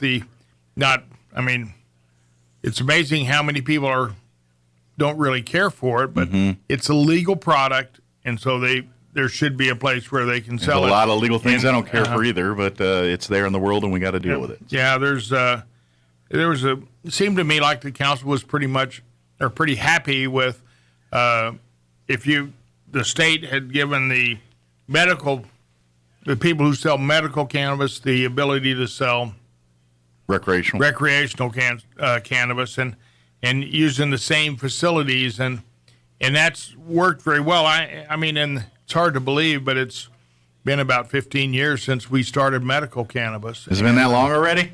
And when you look at that, I don't recall anybody having any issues at any medical cannabis facility in the state. And from what I understand, they are very stringent about following their rules and what people can and can't do, and people follow it, and they in placement, like you said, everything's been working as advertised. Yeah, I mean they a lot of them. They don't let people under 21 in. Sure, there's a lot of. Matter of fact, from my understanding, and if you don't have a card, a lot of the places won't even let you walk in the door. If you don't have the medical card, then they're saying, sorry, until you have that card, we can't let you into our business. So, it's and there are some problems with what children bring to school, and that's something we're going to have to look at. But at least if you'll get from those facilities, you're going to get something that's not laced with some other drug. Well, that's the thing. And so there is some security and safety in that. Sure, this is the difference. This is the difference between probably marijuana when you were a kid versus this nowadays. It's regulated. It's basically all the stuff that's going on with alcohol and that's been going on for alcohol is now going on with cannabis. And so It's highly regulated, probably even more so than it's probably way more regulated than alcohol right now, just because of the things in place, and because it's not federally legal yet. They kind of on the state levels are going above and beyond to err on the side of caution on some of this, and that's probably a good idea. As we get our feet wet on all this kind of stuff. Yeah, and and in those facilities, a lot of the business is in cash, and so when you look at that, those facilities need to be very well lighted. They need to have a lot of security cameras because it's a crime element. Because a lot of cash sitting around. Well, there's a lot of cash, and most banks, when somebody robs a bank, they don't get very much money because you look at the machines and the teller machines and everything you have now, and it's a lot harder to get large amounts of cash together. Yeah. And banks have it, and they have vaults and stuff. And plus they put the dye drops, bags and all that stuff in there. Yeah. Yeah, they'll put a little color on you there if you get caught. But so it's cannabis is something where there's quite a bit of money involved, and so we need to be careful. But it's one of these things, and I'm telling you, my opinion, 10 years from now when they figure it's going to be just like liquor stores and everything else, you're going to go in and it's going to be a well-oiled machine, and you're going to do it or not do it, and it's going to work that just fine. But right now we're in a learning curve. We're in a learning process. We're going from something that's been illegal for all of our lives, everyone on the planet, it seems like, for a long time, and now it's changing, and we got to,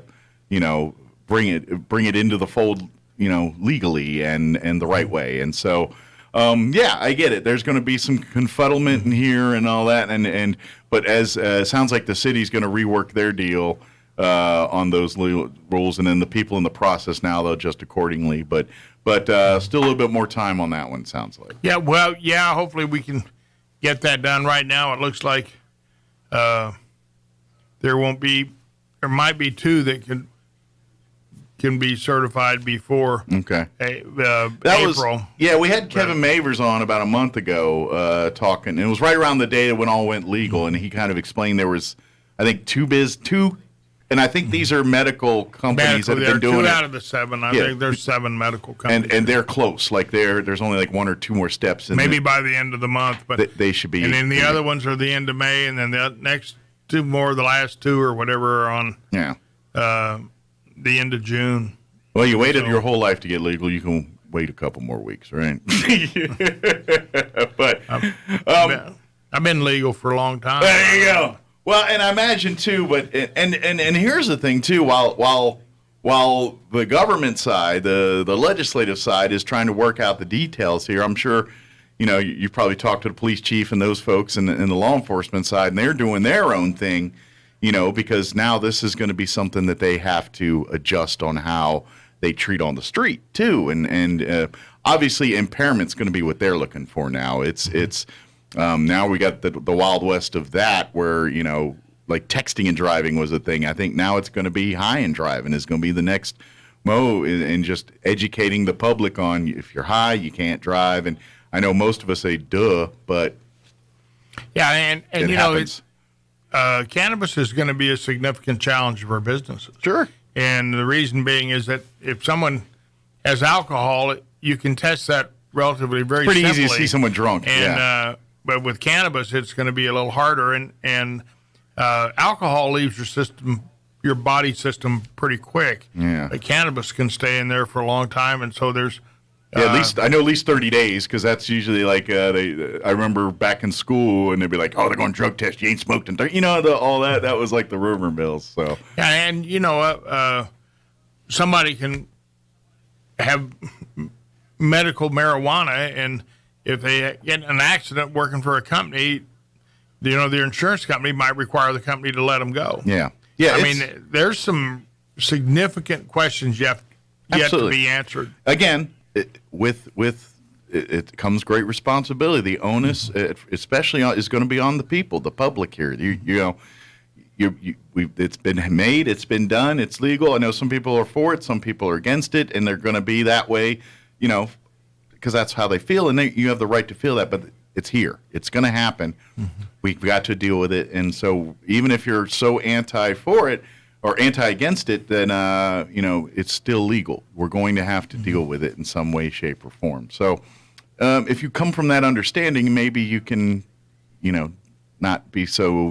You know what I mean? It's just people get like, oh, you're doing this, then we're gonna have to shut down the world, or oh my gosh, it's cannabis here, it's the devil, and I'm like, it's there's a lot of bad things that come there, but no more so than that beer that guy's drinking right over there. It's a bit hypocritical to not judge that person and judge that person when and at the end of the day it's the same thing. Yeah. It's the exact same thing. So we just got to get mentally there. When we have all these criteria about where the stores can be, and no, that none of them should be by schools. I agree with all that. But there's no more so than I want a liquor store hanging out by the school. You look at growing up, we had little stores about every 4 blocks. There was a little store. I mean, we had one at when you look, we had one across from Missouri Avenue. You had one across from what was Roswell High or Yucca. Sure. And the Ashcrafts were over there, and then you had little stores about every 2 or 3 blocks, and their Coke machines had water in the bottom, and the water was chilled, and your Coke sat in the chilled water, and you slid them down the racks and pulled them out when you put a nickel in. Yeah.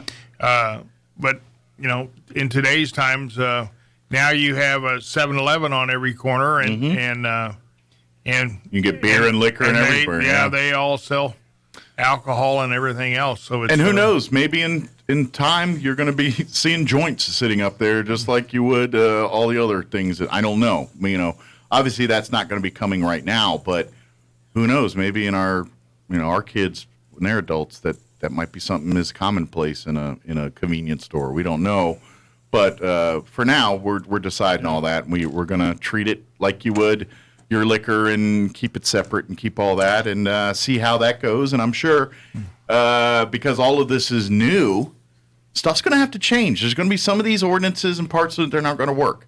And you're going to, and the council and maybe even farther up, maybe it's the legislative session that's going to be handing some of this stuff down.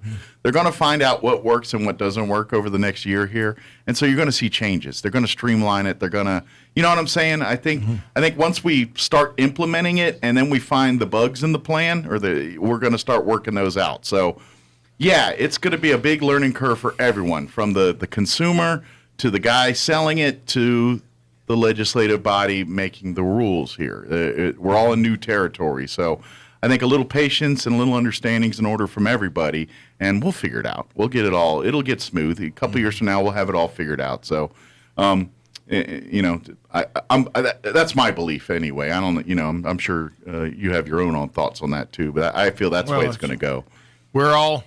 It's a changing environment. We have so many new things that we didn't have before. Just a few short years ago, we had somebody out there from Massachusetts sending things up in the sky. Yeah.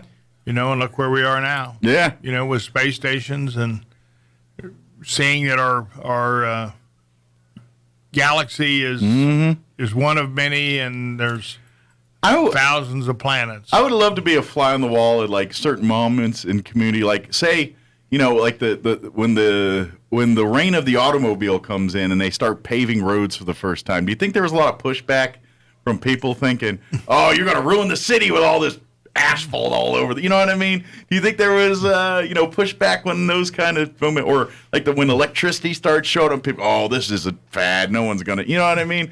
I feel like we're in one of those moments right now. And well, we've certainly gone from boardwalks to concrete walks. Yeah, so exactly. It's a little different. Yeah, absolutely. Before we let you go, is there any other highlights from last night we want to make sure we let the public know about? One of the we delayed any decisions on Admiral Beverage. They wanted industrial revenue bonds to build their building, and there's a great deal of concern on the council because everything was done after the fact. The building's almost up, and then they're looking for tax abatement now. So basically, they're asking for forgiveness rather than permission, and that's what you're dealing with. Yeah, right? and I think that's some of the issue. Okay, they're going to have. I think what they said, it created 7 new jobs. Now it did modernize their plant, and gotcha.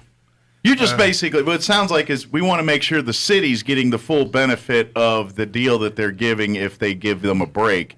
Is like, hey, it's a scratch your back, scratch mine situation, basically. It's like, look, if we're going to be giving you breaks here, what are you going to do for the community here? Is it enough? And that's where you guys are assessing right now. Yep. And we looked, that's just one a little close to me. I worked, used to be Southwest Distributing, and it was, I worked for it years and years ago when I was in high school. We did a lot of work for them in delivering products, and it was a great job for me going the summers, going through college, and in East Bellarmine, some of the old families that owned all that. It's all been bought by a national conglomerate now, but it's a huge building. I mean, I don't know how many square feet are in that thing, but it's huge, right? And the concrete that's going in there, there's tons of. I mean. Well, it's kind of the hub for all of southeast New Mexico, right? They'll be distributing not just here, but like Hobbs all over the southwest part of the state. Yeah, we went or southeast part of the state. We went a different direction every day, except on Wednesday. On Wednesday, we used to take like 70 kegs of beer to the racetrack, and it was all Lone Star beer, which all came from Texas. As Texas premium beer, and that's where they all went. Yeah, and it's been. It's a good company. It's a good sound company. Sure, yeah, absolutely. They've been in Roswell for a number of years, in 2 or 3 different locations. Oh yeah, they distribute a lot of stuff to the community through that. So you guys will work it out. It's just a matter of dotting I's and crossing T's and making sure everybody's happy at the end of the day. So they'll still work on that a little bit more. So good deal. Of course, I always want to remind folks that these meetings are open to the public. If you missed any part of it, you can go back and watch it. It's actually, if you go to the city's website, you'll find the link to the channel that's got city council, so you can go back if you missed any part. And, of course, they always have the agendas and everything online there if you want to go back and read anything. One thing, if you have any issues on the cannabis ordinance, we'll go to our legal committee, and they'll fine tune it, and I think we'll get that out. Hopefully, have a special. So that's the next step here. Special session again. I mean, there are an awful lot of tax dollars in there that can be used for a lot of different things, and when we used almost all the money for the lodgers tax to build to remodel a convention center and make us a city council chamber, I guess. Seemed like we used most of the money for that, so there's very little money out there to help attract other facilities, other things here. We used to give money to get different groups to help them bring people to town, whether it was Hike It, Spike It, or whatever it might be. And that all comes out of the lodgers tax fund. Yeah, it did, and now it's been pretty well depleted. We're getting back because of COVID stopped it, and then now we're getting a little more back, but it's... So we need a big UFO festival to help stuff help, those coffers up a little bit on that side of things. So, but even the UFO festival, the city took charge of a lot of the things that might be sold there, so that vendors have to buy them from the city, and which I'm not sure I'm too crazy about. Yeah. Well, graduation season's coming. That'll help a little bit. We get families coming in, staying at hotels and for graduations and what have you. So hopefully proms are coming up next weekend. So be on the lookout. Be careful out there. Going to be a lot of kids out and about, a lot of limos. Just be careful and be safe out there. Yeah, but they'll all be dressed fine. They will. Look great. They'll be, they'll look sharp. They're going to be dressed to their nines. I've seen them. They're all hanging out at hippie chicks getting their dresses and tuxes ready and all that. So.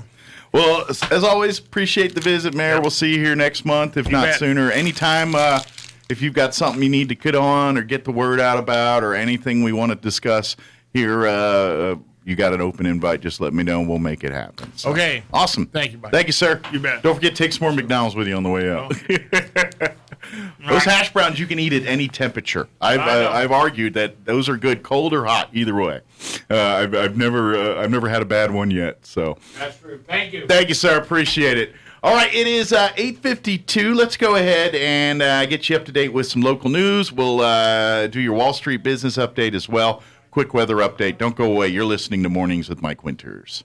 Now your Pecos Valley News Update. I'm Jared Cirillo. A sidewalk project will begin Monday on West McGaffey Street in Roswell. The project between South Union and Wyoming Avenues will take about 3 months to complete. The contractor will begin by installing sidewalks where none currently exists. Traffic in both directions on McGaffey should remain unaffected. Another drug take-back event is planned for Roswell on Saturday, April 30th from 10 to 2 in the lobby of the Roswell Police Station. That's at 128 West 2nd Street. The service is free, and those bringing prescription drugs can always remain anonymous, no questions asked. Note, however, that DEA, which will dispose of the collected items, does not accept liquids or needles. And Carlsbad and Eddy County firefighters have been helping with firefighting efforts in the McBride fire, which grew to 5,800 acres by Thursday. Mandatory evacuations had taken place in Ruidoso and Nogal Canyon to the north. You're up to date. I'm Jared Cirillo. I'm meteorologist Steve Hamilton with your Pecos Valley weather. We'll be getting a taste of summer-like temperatures over the upcoming weekend with high pressure in place over eastern New Mexico. Sunny and breezy today. Our afternoon high in the upper 80s with a few low 90s, wind gusting to 30 miles an hour. Overnight, partly cloudy, our low near 50, and then we're in the mid-80s with a mix of sun and clouds on Saturday, back up near 90 and sunny Sunday. That's your latest forecast. I'm meteorologist Steve Hamilton. With the Wall Street Business Report, I'm Bill Alexander. The number of people seeking unemployment benefits went up last week, but remained at a historically low level, reflecting a robust U.S. labor market with near record high job openings and few layoffs. Jobless claims rose by 18,000 to 185,000, the Labor Department said Thursday, after nearly touching the lowest level since 1968 in the previous week. The head of the International Monetary Fund warned Thursday that Russia's war against Ukraine was weakening the economic prospects for most of the world's countries and called high inflation a clear and present danger to the global economy. The IMF managing director said the consequences of Russia's invasion were contributing to economic downgrades for 143 countries. The war has disrupted global trade in energy and grain and is threatening to cause food shortages in Africa and the Middle East. For the Wall Street Business Report, I'm Bill Alexander in Washington. The Pecos Valley Artesian Conservancy District is looking for a qualified field technician to join their team. The PVACD conserves the waters of the Roswell Artesian Basin with lands located in both Chavez and Eddy counties. Please visit their website at pvacd.com for requirements and job qualifications or for more information on this great career opportunity. Resumes can be submitted at the PVACD office located at 2303 East 2nd Street in Roswell. The Pecos Valley Artesian Conservancy District is an equal opportunity employer. Join Church on the Move Good Friday, April 15th from 5:30 to 8:30 p.m. for an outdoor fun-filled family night with a free Easter egg hunt for kids ages 12 and under. Every age group that participates in the egg hunt will have a chance to win prizes, including Nintendo Switches and lots of free candy. Plus, Church on the Move will have a free feeding and petting zoo with over 40 animals, including zebras, llamas, yaks, and kangaroos. Free mechanical bull, surfboard, blow-up games, and free paintballing for the teenagers. We'll also have our local food trucks on hand with all of your favorite food. Come and join in on this fun-filled family night on Good Friday at Church on the Move, 901 West Brasher in Roswell, starting at 5:30 p.m. Is every bunny ready? The Richland Easter egg hunt is on this Saturday, 11 a.m. at Enchanted Lands Park, right behind Richland, with over 3,000 eggs, candy, prize eggs, and fun for kids of all ages. Then hit the lot at Richland, and while you're browsing the amazing selection of new and pre-owned vehicles, find even more eggs that could score you cool prizes or even a huge discount. Hop on down for all the fun. The Richland Easter Egg Hunt, Saturday at 11 a.m. at Enchanted Lands Park behind Richland Motors on West 2nd in Roswell. Get egg-cited and ride for the brand. There's a whole universe out there. Come explore at the International UFO Museum and Research Center, featuring engaging exhibits and in-depth first-hand accounts of the incident that put Roswell on the map. The research library features the most comprehensive collection of UFO research materials in the world, and you can get exclusive one-of-a-kind gifts and merch from the gift shop or online at RoswellUFOmuseum.com. Don't forget about the UFO Festival, July 1st through 3rd, celebrating the 75th anniversary of the Roswell incident. The International UFO Museum and Research Center. It's otherworldly. Here's a Mornings with Mike Winters fun fact. You burn more calories sleeping than you do watching television. For the ultimate workout, fall asleep in front of the TV. Here's Mike Winters. And good morning. It is 8:57. Got about 2-3 minutes here before we get you into Town Hall News for the top of the hour here. Stay tuned next hour, about 9:15 or so. We're going to replay an interview we had earlier in the week on Wednesday in the 8 o'clock hour. We had Superintendent for the Roswell Independent School District, Brian Luck, join us, and he gave us a recap of what they had happened, what took place at the school board meeting for this month, and a lot of good stuff, a lot of honoring of some kids in our community, and a lot of good stuff they talked about there. So we're going to replay that for you here about 9:15 or so. If you missed any part of the interviews we've had already today, in the 7 o'clock hour we had Freddie Sosa and Brady Daring join us from Richland, and they got a big Easter egg hunt happening tomorrow out at Enchanted Hills Park. 10:30, get on over to the Richland dealership there. About 11, they're going to head on over next door to the park, and they got about 3,000 eggs out there with prizes and all kinds of cool stuff. So we talked about that, and then, of course, just a few minutes ago, we had Mayor Tim Jennings join us, and he recapped City Council. They didn't get out of there till 1 a.m., he said last night. That's a barn burner. That's 7 hours of meeting. They start at 6. And I know they have little breaks, but think about it. That's a work shift. Crazy, man. It's this is the dedication that these folks have to deal with, and running for city council, running to be some of the decision makers in our community. This is unfortunately comes with some of that where there's long nights and stuff. So that's why I always I thank these folks. Even if you agree with their decisions or their ideology, we all don't agree on everything. We never will. That's weird if we all did. But I respect the fact that they care. Every single person, from the mayor on down, care about our community, and even if you don't agree with them, I respect the fact that they're willing to step up and make a difference and things like that. And so, if you've got enough people that care and want to do good, you can find a way to make that happen. You can get past the differences, you can get past the disagreements, and if everyone has the same end game of trying to do good for our community, then they'll figure it out. And I believe those people, all of them, do have that in their heart. So, all right, we got to go for news. We'll be back on the other side. You're listening to 106.5 Roswell's Talk FM, KEND, Roswell, New Mexico. We'll be back. Don't go away. News this hour from townhall.com. I'm Rich Thomason. Good Friday in the Holy Land. Observed by the faithful in Old Jerusalem. A day not without violence, though, as Palestinians clashed with Israeli police on the Temple Mount. More than 150 Palestinians were injured.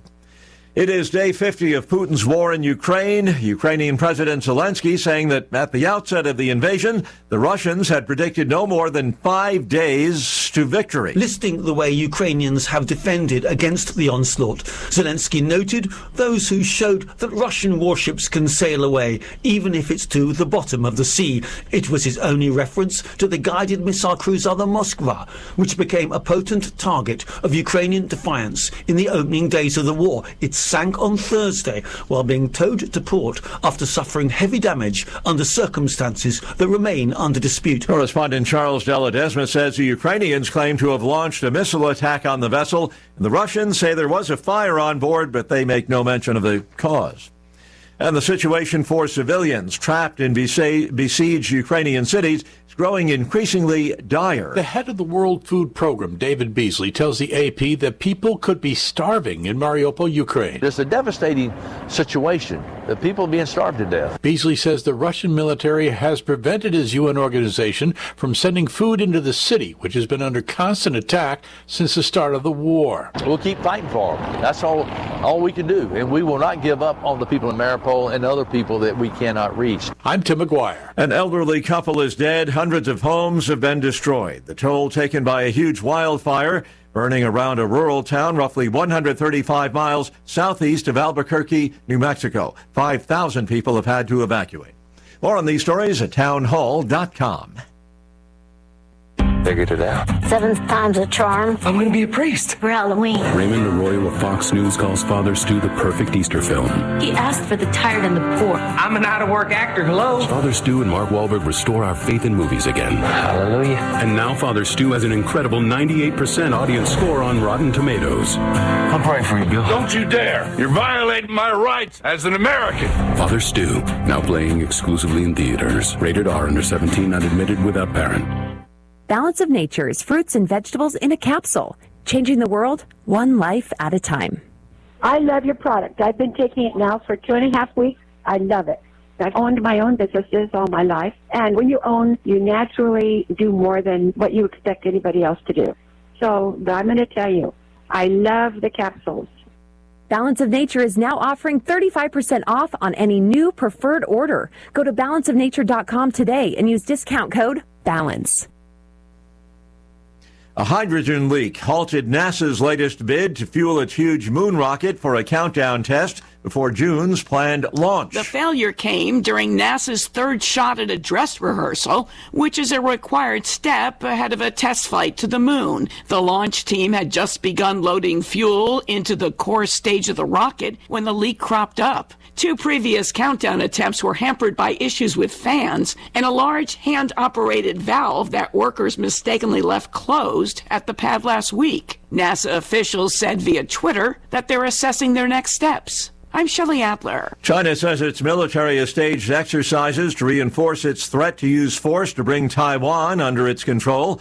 This as U.S. lawmakers visiting Taiwan issued a public declaration of support for the self-governing island democracy while also issuing a warning to China. News and analysis, townhall.com. A jury has convicted a man for his role in an ISIS hostage-taking. Took roughly 24 Westerners captive a decade ago. 4 Americans taken hostage were killed, including 3 who were beheaded in videos broadcast online. The federal jury in Alexandria, Virginia, convicted al-Sheikh on all 8 counts. Prosecutors say al-Sheikh was one of the notorious Beatles, Islamic State captors nicknamed for their British accents and known for their cruelty. Surviving witnesses testified about beatings and torture inflicted by the Beatles. El-Sheikh now faces up to a life sentence. Keith Peters reporting. Tesla chief Elon Musk suggesting he has a plan B if his $43 billion bid to buy Twitter doesn't pan out, but just what the plan is remains a mystery. Musk's takeover attempt encountering some opposition from current and former employees of the social media company. More on these stories at townhall.com.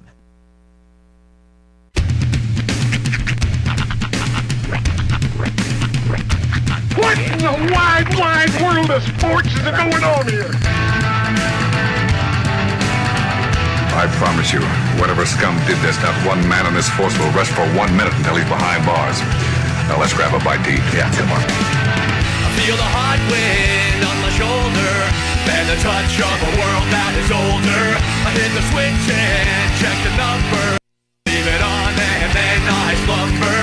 I hear the rhythm ringing through it. Flamenco guitar and cumbia music. I hear the talking of the DJ. The travel listen, what does he say? I'm on a Mexican radio. I'm on a Mexican radio. Broadcasting live from high atop the J.P. White Building in downtown Roswell, New Mexico. It's Mornings with Mike Winters on 106.5 Roswell's Talk FM. Is that what I sound like when I talk? Now, here's your host, Mike Winters.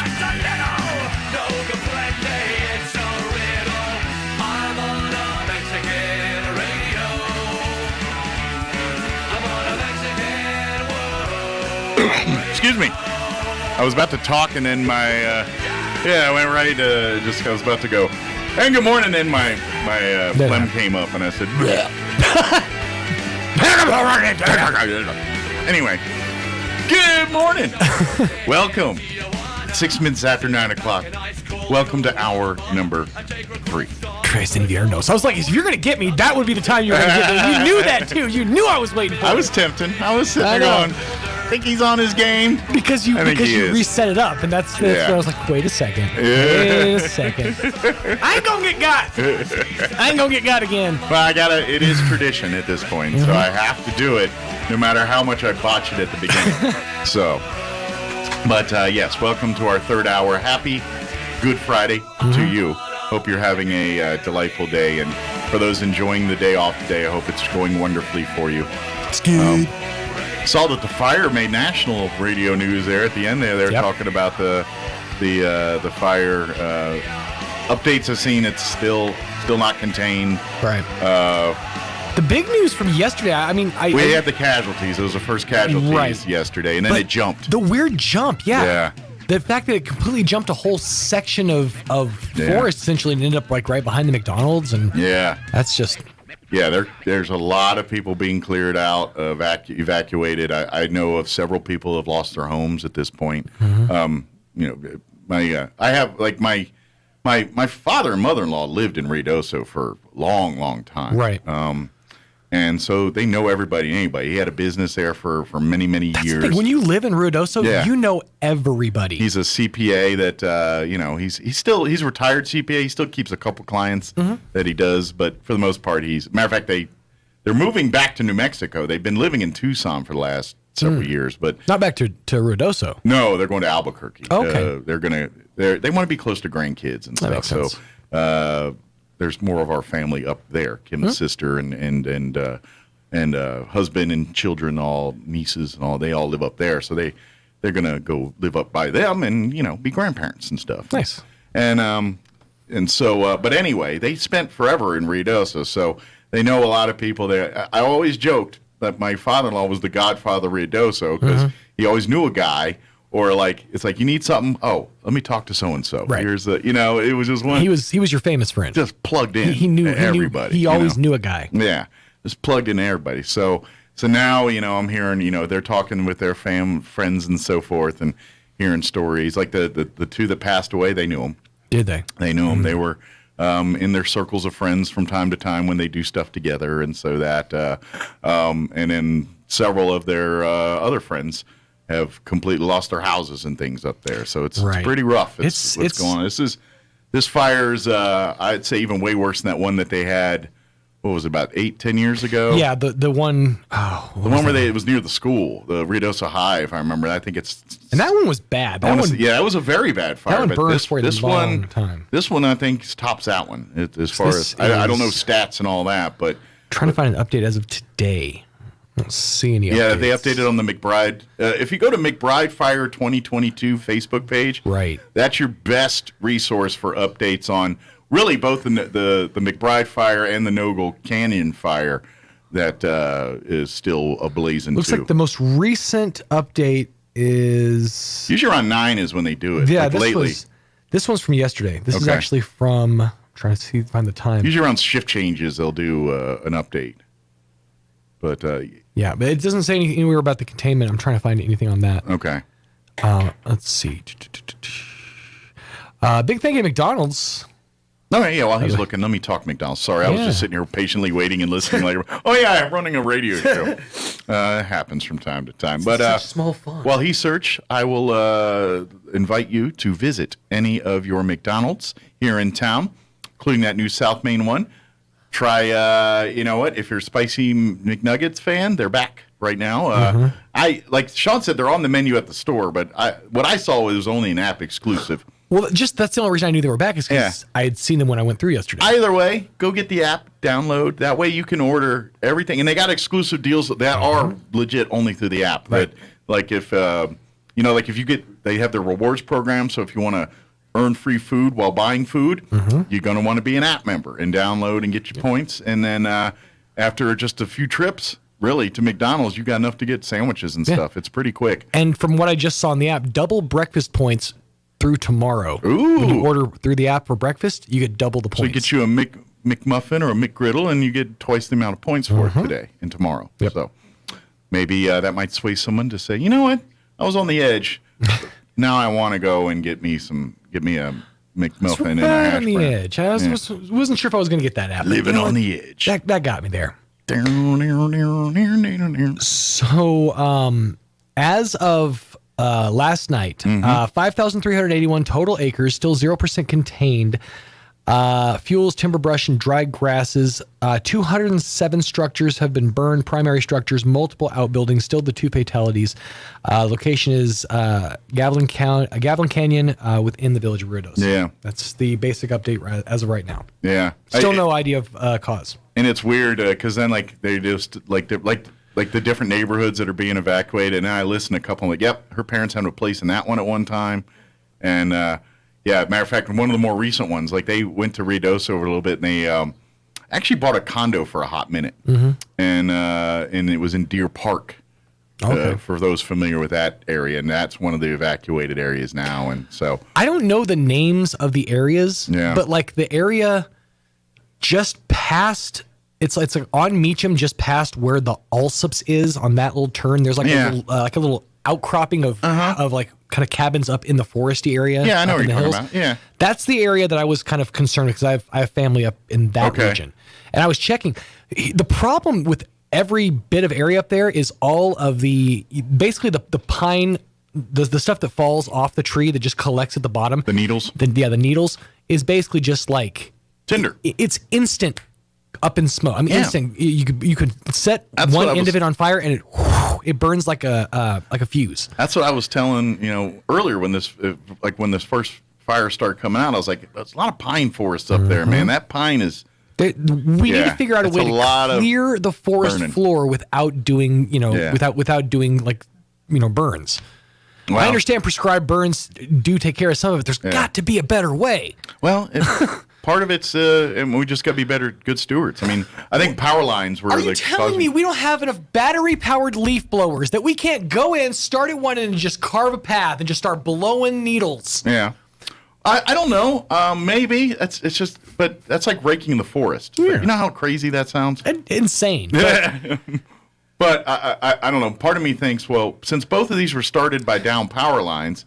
Which means the wind, maybe... We still don't know with McBride. We know according to what I saw yesterday, both were started by down power lines. McBride and the No-Go Canyon fire. Right. What I saw online. Okay. So part of me says, maybe... And I get it, the wind caused them. It got windy, it knocked down the power lines, created a spark, started a fire. Can we avoid that maybe? Maybe that's where we turn. Amish. We need to all just go Amish. Well, obviously we can't go power, but can we go underground with these power lines? Can we design something that's a little more wind resistant in a place? I've wondered that for a long time. It seems kind of archaic that in 2022 we still have aerial power lines. Well, some places we do, some don't. It's a matter of can you do it or not. Right. And Ruidoso, maybe with the rock and everything, is not possible just because it is a mountain and digging. I don't know. I'm not an engineer. I'm not qualified for this, but. Part of me thinks, well, if these swing power lines are causing the problem, and that maybe we need to figure out either a better way to secure said power lines, or find an alternate method to transmit power from one place to another. I agree. So I don't know. That's right. I mean, I think to me that sounds more logical than rake the forest for pine needles. But it's just, I mean, bunch of guys with rakes. It's just, it seems like there's got to be a better option than, hey, we need to keep this forest from burning. Let's burn it. Yeah. There's got to be a better option. Well, yes and no. I mean, like the fire that happened here in Chaves County, that was a result of that. And to be honest, had the wind not did an unpredictable term, they probably would have worked like a champ. Same with the one up in, was it Berlin or wherever the other, the one farther north where it was started by prescribed burn as well. Sure. It's one of those things. It's is there maybe, but what do we got till that's discovered? This is what we got. This is what we're stuck with. So right? I mean, I don't know. Maybe I know. It's kind of like 100 years from now, maybe there'll be a big giant Hoover that sucks everything up above the sky. That's what we need. Idea. You know what we need? Every forest, we need to figure out a way to install. You know those in-wall vacuums at the really cool barbershops that you go to? Or your van. Sometimes, like in your van. Sometimes your minivans will have a little vacuum system. That's what we need. Just a little in-wall. We just sweep the pine needles up to the thing and just sucks them in and recycles them. There you go. Turns them into dolls. Tell your daughter. She'll start working on that. Brienne, get on this. Yeah, she can invent it, and then you'll be billionaires. There you go. And you can ride on her gravy train the rest of your life. That's the only reason I regret not having kids. so they don't do something to make them rich, and then I can just wheeze off their gigs. Yeah, I used to make the jokes like, they come out and they look semi adorable, and they can talk kind of good. It's like, well, maybe I can get them into a few projects. Maybe just paying the bills. It's a Hollywood kid. Yeah, but then there's also, you look at any child actor, and I don't think there's a single one of them that came up right. Every one of their brains is as messed up as a soup sandwich. Just saying, yeah, a little bit. Yeah, it's something about being catered to your whole life and not having to, in essence, get your hands in the dirt, get physical. Mm-hmm. Turns out makes you feel a certain way about certain things, and you miss out on some perspective. Yeah. Now, all right, I know we gotta go. I gotta go, but I do have questions about something that's really bugging me. Did you see the story in the news about Molly Shannon claiming that Gary Coleman sexually assaulted her in the 80s or whenever it was? Did you read it? Not all of it, but I'm like, why is that just now coming up? We need more time to talk about this because the story, it's amazing. The way that it paints Gary Coleman as this, he was trying to I don't know if he did this with every girl, but if he seduced all women with this, I'm going to tickle you, because that's what it was, is she ran to I can't even get into it. She ran to the bathroom to hide, and he was reaching under the door with his fingers going, that's creepy. He said something creepy. He's like, I can see you, silly. That's what he said. Creepy. I can see you, silly Willy. That's what he said. I'm like, or silly Billy. That's what he said. See, that stuff might have been cute when he was Gary Coleman, different strokes and up to a knee. But this was like a 40-something-year-old man. It loses its cute factor when you get that area. It's so weird. Yeah, I just more or less, I'm like, how is this now in the news? Molly Shannon and Gary Coleman of all people. Because Molly Shannon has a book now. Oh, that's why. All right, it is 9:18. Here's your weather. I'm meteorologist Steve Hamilton with your Pecos Valley weather. We'll be getting a taste of summer-like temperatures over the upcoming weekend with high pressure in place over eastern New Mexico. Sunny and breezy today. Our afternoon high in the upper 80s with a few low 90s, wind gusting to 30 miles an hour. Overnight, partly cloudy, our low near 50, and then we're in the mid-80s with a mix of sun and clouds on Saturday, back up near 90 and sunny Sunday. That's your latest forecast. I'm meteorologist Steve Hamilton. Thank you, Steve. Currently 60 degrees here in Roswell. Humidity is at 12% with wind speeds out of the north at 6 miles per hour. Red flag warning is in effect through 8 p.m. this evening. Probably more so because of the low humidity than the wind, although it would be, it's like we're looking at a high near 90 today with low humidity and winds out of the west 5 to 15, which really isn't that big a deal for us, but with that low humidity is a recipe for more fire danger, so hence the red flag warning. Partly cloudy tonight with an overnight low of 51. Winds will be out of the west 10 to 15. Saturday, mostly sunny and 85. North winds 10 to 15 miles per hour. Partly cloudy tomorrow night with an overnight low of 50. South winds 15 to 20, dropping down 10 to 15 after midnight. And then sunny with a high near 90 on Sunday. Northwest winds 10 to 15 miles per hour. Monday, sunny skies. Highs around 84. All right, it is 20 minutes after 9. We're going to take a 3-minute break, and then we're going to play our interview we had on Wednesday with Roswell Independent School District Superintendent Brian Luck. That's up next. Don't go away. How do you know if someone loves you? Often someone will tell you that you're loved, but wouldn't it be better if they showed you? That's exactly what God has done. First, He told us. All through the Bible, God says that He loves us. But He didn't stop with words. He then showed His love. You know the verse. For God so loved the world that He gave His one and only Son. The interesting thing about God's love is that it's not based on who we are, but on who He is. God doesn't love us because we deserve it. He loves us because it's His nature. This kind of love doesn't exist anywhere else, and it will never let us down. Have you allowed yourself to experience the true love of God? It's available, and God longs to give it to you, but you must be willing to accept it. Come and join us at Country Club Road as we not only encounter the love of God, but then joyously reside in it. Join us at the Country Club Road Church of Christ for worship at 10 a.m. on Sunday, located on the corner of Country Club and Washington in Roswell.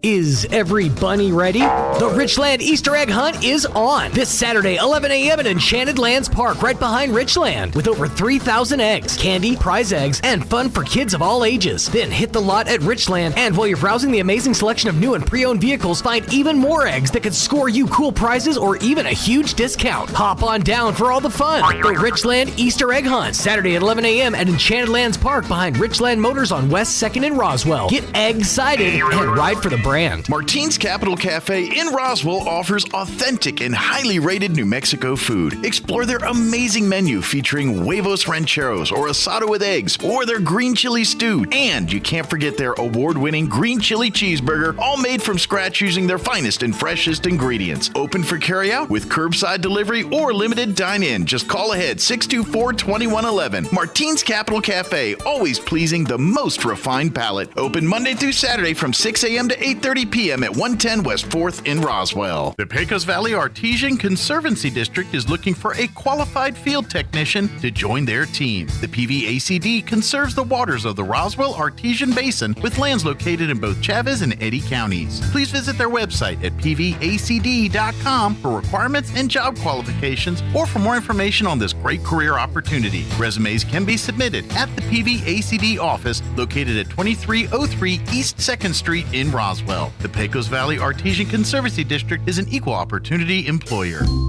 When you're not feeling well, the last thing you want to worry about is how soon you can get in to see your healthcare provider, or even finding a provider if you don't have one. Well, now you can feel better, knowing that the Loveless Healthcare Center in Roswell offers appointments for when you're not feeling well, or for checkups, annual exams, or any chronic issues that need attention. To schedule an appointment or to find a new healthcare provider, call 575-625-3222 today. Here's a Mornings with Mike Winters fun fact. A group of 12 or more cows is called a flink. If you have only 11 cows, that's called a lot of cow pies. Here's Mike Winters. Joining us here is Superintendent for the RASD, Brian Luck. Good morning, sir. How you doing today? It sounds like I might be doing better than you today. Think sir. so? Yeah, I can't get out of my own way here. I'm a fumbling fool this morning. So, good news is he's calm, cool, collected all the time. It could be like a circus fire going in front of me. He's just like, just nothing to see here, folks. Move along. That's Move right. along. That's right. Well, last night the Roswell Independent School District School Board did meet, yes, sir. As they do each month, and of course the public's always invited and encouraged to come to these meetings. They meet the second Tuesday of every month. Is it 6 p.m.? Yes, sir. 6 p.m. Yes, sir, 6 at the RSD. There in the chambers there, and it is open to the only time it's not open is when they have a closed session for legal or personnel issues. Generally, that's about the only two reasons they go into closed session. Yes, sir. Other than that, it's game on. So it is, and you know what? At the start of our meeting last night, we had kind of what looked like almost more of a packed house. We had some recognitions. And good. A lot of people to honor last night. We did, and had some student presentations that it was so neat to see parents coming in and watching their kiddos do their thing for a second. So it felt right. I know my wife was like, I got to tune in to start tonight because one of her students was part of the group doing the pledge, and that's always fun. And he was very excited to be doing that, and so it was really cool. So she had to check that out. Oh, and for her kid. we rotate them through. And I visited with one young man before, and I mean, he was focused. He was lasered in, and I was like, "Are you okay, buddy?" He didn't even say anything, and I just like, "Okay, I'm gonna leave you." He's in the zone. He is in the zone, and it's so neat to see that. I mean, that again, just getting back to I don't know that I want to say normal anymore, but getting back to average. Sure. And getting it back to the way it feels like it should be. Yeah, that's how school board meetings start, and it's neat to see people standing in the back and being in there, and their kiddos get recognized, and then they go on and do what they're going to go do for the rest of the night. But, it's sure nice to focus on the business of educating kids. Yes, not on the business of precautions. Yes. Yeah. No, that's exactly.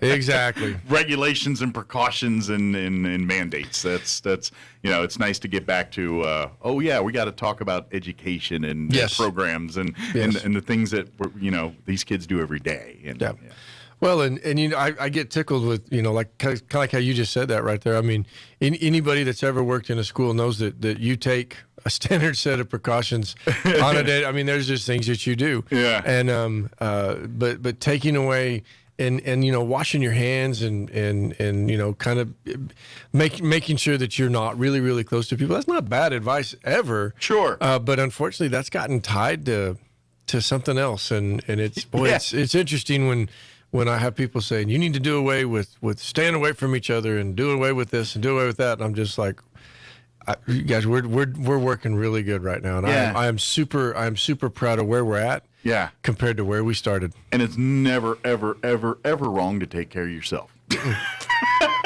Nope. That's the idea. That's exactly that. Whether you're religious or not, even God says, "Hey, take care of your body." You know, that's what you got to do. And so that's priority one always. Take care of yourself. And yes, I get it. We don't like being told all that, but at the end of the day, that's the cost of doing business. And right now, that's what's got to happen. So be it. Well, and again, we've got some hurdles. I mean, we're still kind of running through some leftover procedures. I don't want to call them policies, but leftover procedures about things that we've had to do for 2 years. And, sure. Like we're starting to lighten up. We're getting there. Yeah. We're getting there. I mean, I know. I know. What was it? About 2 months ago, month ago, when they lifted the masks in the classrooms and all that. You think I could give you the exact day, hour, and time, right? But I remember, like when my wife, and it was fun and cute. It was like the principal announced over the loud, and my wife had just recorded the moment. I don't know, just so happened, and sure enough, she announced it, and it literally the whole school, her classroom is the perspective, but every classroom was doing the same thing. They were just cheering and taking their mask off, and it was a real kind of fun moment for these kids and parents and students and everybody. It was, I think. Just nice for them to overcome that hurdle and to do stuff. So I like what you're saying is you're right. I think we're in a groove now, and now, it's starting to feel like, I wouldn't say pre-COVID, but it's closer to that than it was 2 months ago or 6 months ago. The thing I want to just say thank you to, and this is a huge step in the right direction as far as our community goes. We've allowed if teachers or students or parents would still like for their kids to wear a mask, we haven't taken that ability away. And knock on wood, I don't want to jinx myself.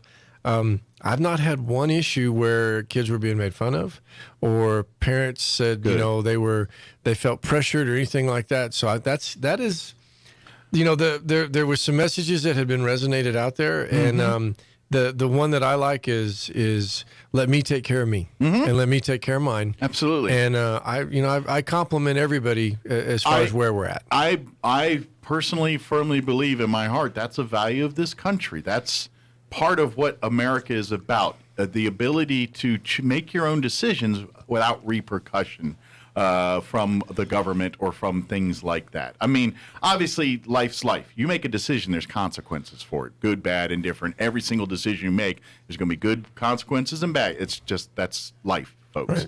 Right. But I do love the fact that this is a country where you can say, look, I want to go above and beyond to protect, or I don't think it's that important, and I have that right to be that way without fear of a government persecuting me or disabling me from doing that. So I'm very much for that. So I want to remind folks that equally think that to go the other way. If that same right that protects you from not wearing that mask is the same right that allows that person to wear it if they want to, and you need to respect that. Well, and again, I mean, when you're talking about kids, that obviously, the taboo and the cliche. I mean, that's our future, and it is. But like I said, just the ability to walk into a building and just see normalcy, and you can see it in their eyes and their faces. What you can see that they're not worried about. They're not worried about it. They're they're going on about their business. Yeah, it's back to school. Back to school. Worrying about I got a test tonight, and I got to make sure test tomorrow, and I got to make sure I'm ready for it. And things like that. You mean like the SAT? Yes, actually, we're giving that one today at our high school. So that was a nice segue right there. Yes, I meant to do that. Well done. Well done. I'll do the Don Knotts. That was Barney Fife. I might be dating myself a little bit by that reference, but anyway. No, but we on that we are giving the SAT at our three high schools. Pardon me, I'll get it right here in a minute. 4 high schools today. So is that and this is because I went to school East Coast, so yes. I grew up in the SAT was it. It was the there was the ACT, but that was kind of an afterthought. I know out west it's a little different, but it's been a few years since I've been to school, but I imagine is SAT, ACT carry same weights or different way? I'm just curious, how do they weigh those nowadays? Well, and a lot of that is you're looking scholarships, and the colleges are looking at that. So traditionally in this particular part of the country, it would be the ACT. Gotcha. And I could quote you ACT scores in just about any colleges, give you a scholarship and, and a dollar amount with that. In the state, we use the SAT because of the resources that come with that. So once our kids take that SAT, then we get literally the feedback and the data that we get and the students can get that they can take and do different things with is huge that the ACT just doesn't have. Gotcha. Now our kids will still probably take most of our high school students, juniors and seniors will still take the ACT as well. Gotcha. But this one's free. So I mean they're all getting it and they're all taking it. Well, that's what I was kind of curious. Is it now at a point where students really need to take both, or is it just depend on the schools they're looking at? I didn't know. More than likely, they're probably going to take both. Gotcha. Okay. See, back in my time, there wasn't a thing One or to the take other, the ACT. right. It was the SAT, and that was the be-all, end-all. And now it's kind of different. So I was just curious. Well, and how that ours works. was, unless you're going to go west or east, there's no reason for you to take the SAT. Gotcha. But there's some correlation there in the scores. That they can look at that, and it's neat whenever our students do have their portfolios that go to the colleges and their applications, and it lists both of those scores. Sure. Well, odds are probably pretty good. If you do well on one, you're probably going to be. I mean, it's kind of an anomaly to have a real low score in one and a real high score in the other, I'm thinking. I would hope. Yeah, Good day, bad day. And again, the biggest one for me is that when they sit down at it, it's your name tied to it. Sure. And we would always encourage, regardless what you think of it or whether you want to be here or don't want to be here, your name's tied to it, and we'd like you to do your best. Well, that's the idea. Yeah. I mean, either way, it's more ammo, more bullet statements for the resume, for your college applications, for your what they're looking at to determine whether you move on to your next goal here. Yes, sir. And so good. So they've been taking this morning, studying Yes, up sir. and getting their rest Yes, and sir. doing all that, learning those big words and finding out ways to use them, and sometimes they'll probably never use them again, unless they get a career in radio and they just crowbar them into things all the time. Hopefully they'll use them. Hopefully they'll use them today. The math side, I should have paid more attention. I'm not gonna lie. Absolutely, no. That line forms to the left. So. Well, anyway, I know I got way sidetracked here. So testing this morning. As far as last night goes, let's talk about some of the issues and things. Yes, love to. So we started off with a really, really cool thing. Alan Maraz of Roswell High School was selected as a Daniel Fund Scholarship winner. Oh, okay. And we're talking like six-figure, that's a big deal. $100,000, big money that's tied to that at any college that he wants to go to. Amazing. And his mom was there. What a neat testimony, to the family, to the school. Just a really neat individual. Absolutely. He got a chance to, we asked him if he wanted to say a few words, and he says no. No. Do you know his plans, like what he wants to do after this? Didn't share. Okay. I imagine a person like that, the world's their oyster, and they can. It is wide open to him. Pick whatever direction it decides to go. Yeah. Go for it. That's great. Start there, and then recognize Charlie's Angels, state dance champions, 21-22, 5A division. I think this is title number 14, 15 for Miss Castro. That team is so good and talented. I'm unfortunate that we almost expect it now. Like it's like, are they going to win again? Of course they're going to win again because that's what they do. But, and so it's I hate it's so awesome and special, but they're so good at it. It's becoming like to us on the outside, it's almost like it's second nature now. They're the bar. They're the bar now. It was funny. As when we do recognitions, the kids will come by and they'll shake our hands or give us a fist bump or something like that. And I could tell her returning letterman. One of the young ladies had 4 look like satellite dishes on each finger. Their championship rings. Oh wow! And it's funny because I have a class ring and I usually will turn it around backwards so that I don't If I do a fist bump, you don't want to cause damage. I tell you what though, they walked right up, and I think I've got some indentions on some of my fingers, and I'm just grinning from ear to ear. Well, if you look close, you could probably read dates and everything on those. It was neat. It was super neat because it's just the look on their faces and that's great. And the amount of work that they put in, and then Mr. Cooper had a moment to recognize the rest. I mean, we had all of our cheer and dance teams went up there and showed very well. Yeah, everybody placed just a good. Good group in a again back to normal and getting back to doing things that you're supposed to be doing. Sure. Yeah, but congratulations to them again, and like you said, all our competitors. They all kicked butt this year. So They it's did. a good thing. Good for them.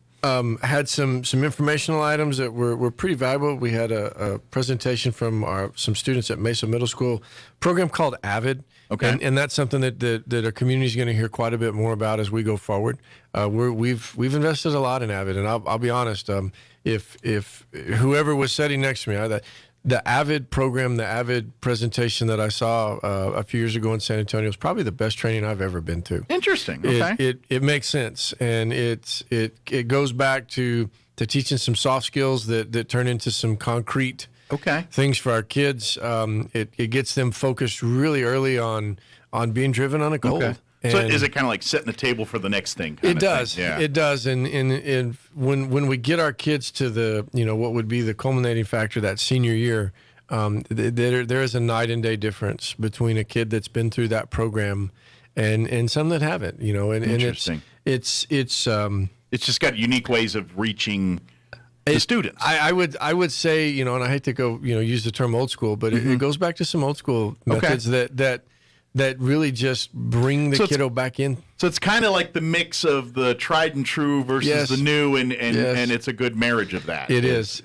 And if you ever need to get some people through that, I would highly recommend if any student group that has AVID attached to them. It's almost like education value based, using modern hot technology and techniques to achieve that goal. Is that a pretty good description? Well, and it goes back to some note taking and some study skills and again some things that I don't want to necessarily that we've missed along the way, but we've kind of lost track of them. Sure. And technology's probably changed the need for some of that. Like cursive is one of these things. It's like we all agree we need to know it, but we live in a world where people are doing less and less of it now. But does that mean that they should? Because I think it's a foundation thing. I think, it's one of those things, if you can do this, then you can understand the next levels of what's going on. And so, you need to know and understand it, be proficient in it, but at the same time, it doesn't carry the weight that it did when we were kids going through. It just doesn't, because it's not in demand as much. But still needed. Is that kind of where you're going with some of that? Yeah. Okay. And it's learning is never a bad thing, and expanding and going through the process is never a bad thing. But again, they get up and these kids when they come and they present before the board, it's detail oriented. There's a plan. There's a purpose.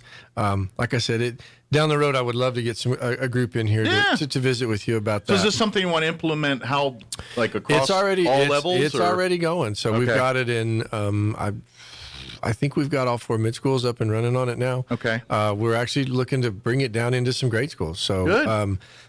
The 2 big high schools have it.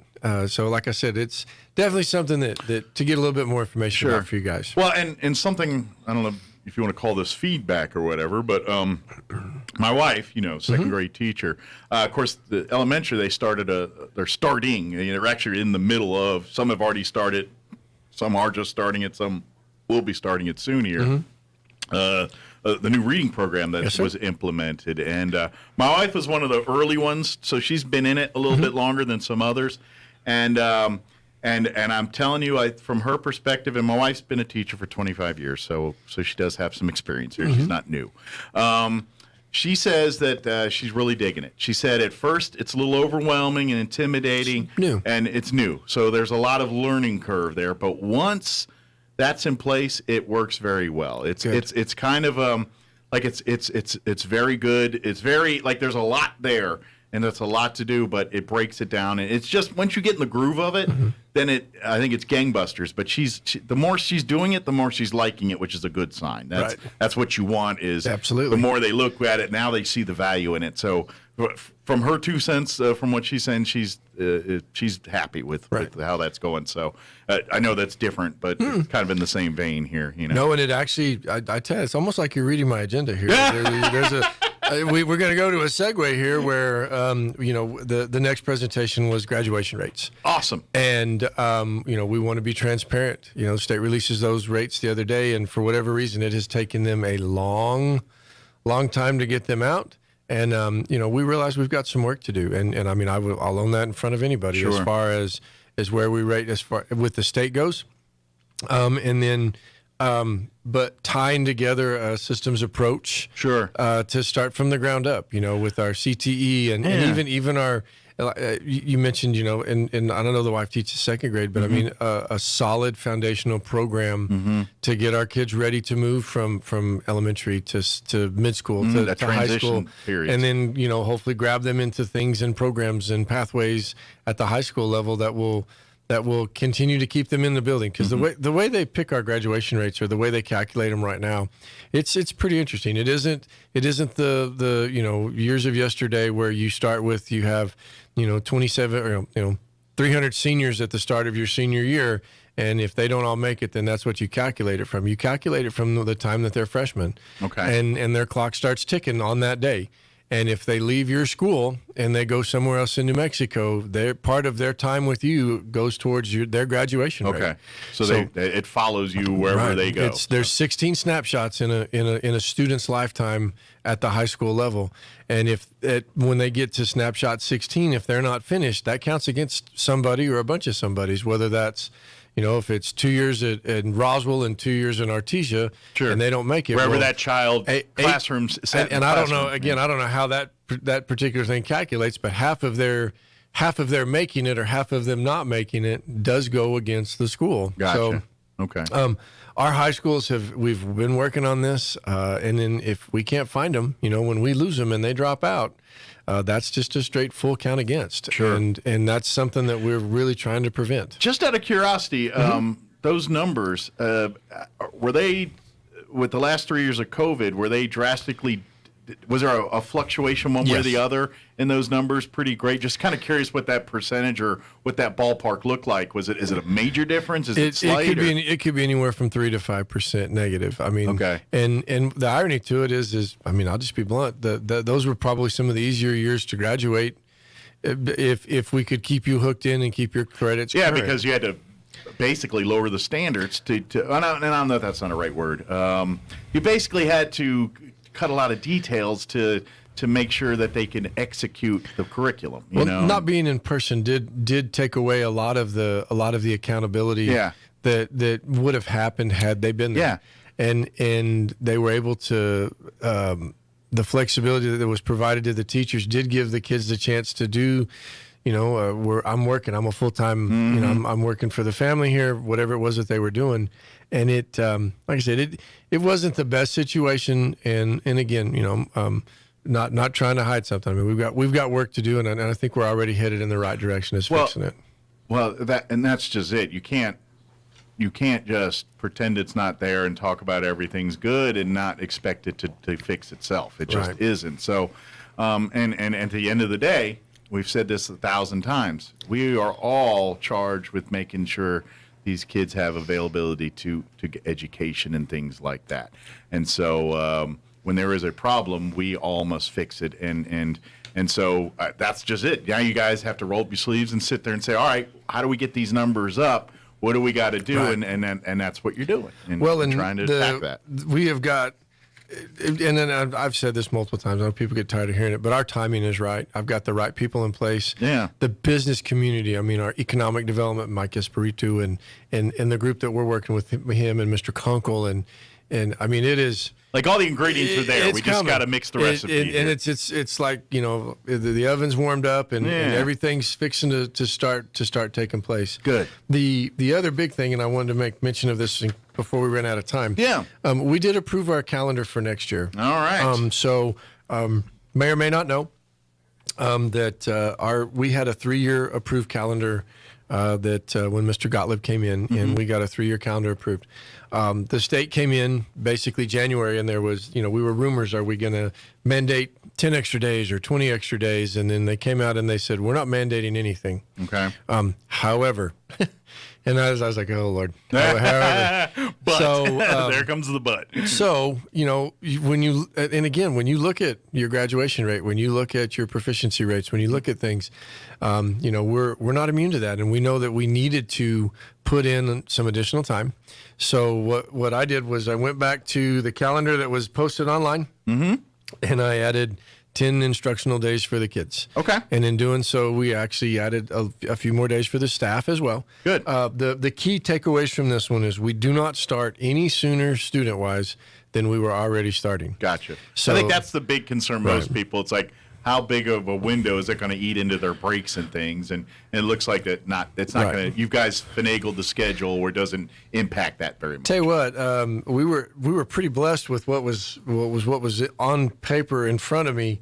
The ending date for next year was supposed to be the last day for students was going to be May 18th. Okay. Which would have had us out a full week before Memorial Day.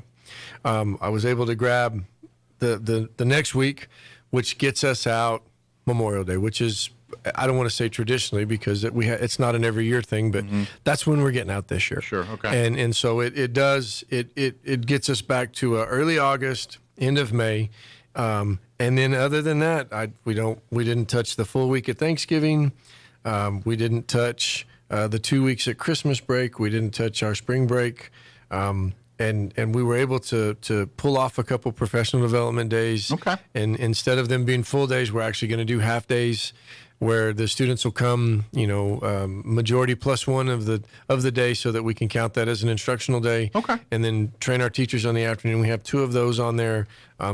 But really excited about this. Okay. We were able. Not every district has been able to do this. I think I just saw on the news the other day that Albuquerque added their 10 days to They tried. Oh, they tried. Yeah. They tried. Yeah. There's some other districts that are doing they're going innovative. Yeah. And they went all in. I know Las Cruces has got a schedule approved that is kind of like a on 4 off 2 sort of a deal, but they start mid-July, and I don't know that I had that support here. I can understand people, getting a little upset. They want us to go, but this is what I'll say to you. And I don't have kids, so I don't know. Maybe my opinion don't matter. But we've spent the last 3 years, and these kids are way behind the 8 ball. I don't care. Even, there's going to be 1 or 2 that but as a collective, yes, sir, these kids are behind where they should be at their education levels. We need to be doing everything we can to make up, play catch up for that. And the schools can only do so much, and this is what they can do. I got to be honest. The rest is going to be on you, the parents. You got to get your kids involved. Get them, especially the younger ones. Go get them in Boys and Girls Club and Camp Invention and all these things we got going on in town for these kids. All of it's important, and I think that adding these days, this is at least something that we can do. And I know there's people, and that's the thing. There's probably more that we should be doing, but obviously parents are going to buck a certain way and things like that. So, but be honest, we needed this. This is my opinion. I know some people won't agree, and they're like, we don't even have kids. Why do you care? But our kids lost a lot in 3 years, and we've got to fix it. And this is how you fix it. Well, I think the biggest thing for us as a district is to recognize, one, that there is a problem, which I don't think anybody would even come close to arguing with that. And then it comes back to, okay, what is the solutions, and or how can we work to fix? And I'm going to give credit to, Dr. Steinhaus, who's our new Secretary of Education in the state. He is preaching flexibility, and he is preaching, local districts, what is your problem and how can you come up with a solution to fix it? He has granted several districts around the state, the flexibility to do what they need to do. And there's some programs that are out there that do provide that. We went with what we've done in the past. And to be honest, this is what you guys were asking for in the beginning. When we talk about, it's like, let our districts run our districts, right. And they said, okay, here you go. And so you get to do that. Well, and that's why I did, I didn't want to let today get away without, giving the credit where the credit is due, because there was the legislators, and this is a huge shout out to the legislators as well. They didn't have to do this. They could have walked in the door and said, you will do this and you will do that. Mandate everything. And it was, again, the responsible thing to do is to step back and go, you know what, we need to do something. I shouldn't just do something because somebody told me I had to do it. We need to take a look at what we can do to help. Because we recognize the need that there is a need. That's exactly right. Yeah. That's exactly right. Now it does. Again, we went with, and I don't want to say the safe route, but some of the other programs that are being funded right now, there's a lot of districts that are fixing to run to those, and that's fine. But we chose a route that we knew, we know how to play this game as far as what's required of us, and feel really comfortable with what we're going to do. Yeah. So good. Well, I'm glad. And I'm hopefully that there's just not too much pushback here. But to be honest, it doesn't. It almost looks like you guys went the most bang with the least amount of resistance or change is possible here. Well, on the whole credit bandwagon thing, our teachers. I asked principals to bring me 2 teachers to come to a meeting where I went through the calendar and I went through the changes. So this is a credit to my unions as well. They stepped in and said, you know what, we like what you're doing, and we appreciate the input. And we, ran them back and forth, and we kind of tweaked a couple of days at the first to make it work for everybody. Sure. And it was really, really nice sitting at the state budget meeting last week and watching some superintendents just tear off a piece of paper and they'd scribble something down and they'd slide it across, and you could tell that was maybe a union representative, and they'd throw it away and they'd start again, and we don't have that here, and it is super nice to have that relationship, and that's going to make it so much better for everyone, the students, the staff, faculty, because let's face it, we have. When you look at the RASD or look at any school district, you have the most on hand, generally, the most educated people in the community are hanging out right there. And you know what I mean? Like the people they're educated, they're smart people. Let's pick those brains a little bit. And that sounds like what you got when you do this counter stuff. It's like, all right, let's get input from the teachers, input from our administrators, input from, board, parents, everyone, and see what their input is and try to come up with a schedule that meets all of those needs as much as possible while still getting the mission done.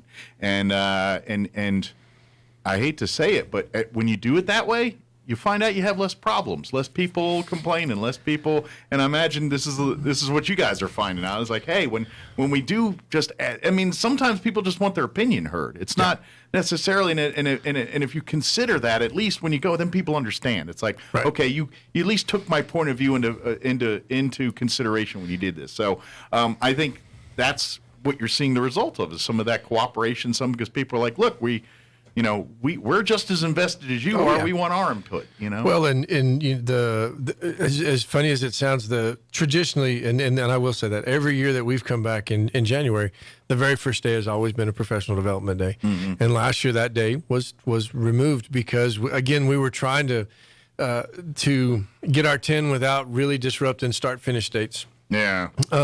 But the teachers, and rightfully so, they're like, man, it just seemed off. Yeah. And that was one of the things that I emphasized with them, was that day is a professional development day. Sure. We will not just, that's our the way our Christmas lands this year. We're front loaded.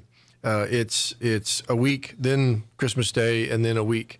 And I'm not a fan of that one, just because I like the time after. Yeah, that's me personally. Yeah. But some people like to get to their destinations earlier. I got you. Yeah, but I'm gonna tell you, coming back on January 2nd, I mean that's a haul for the month of January. Yeah. And getting that day to kind of get everybody back and going, and even if the kids don't go to school on the 2nd.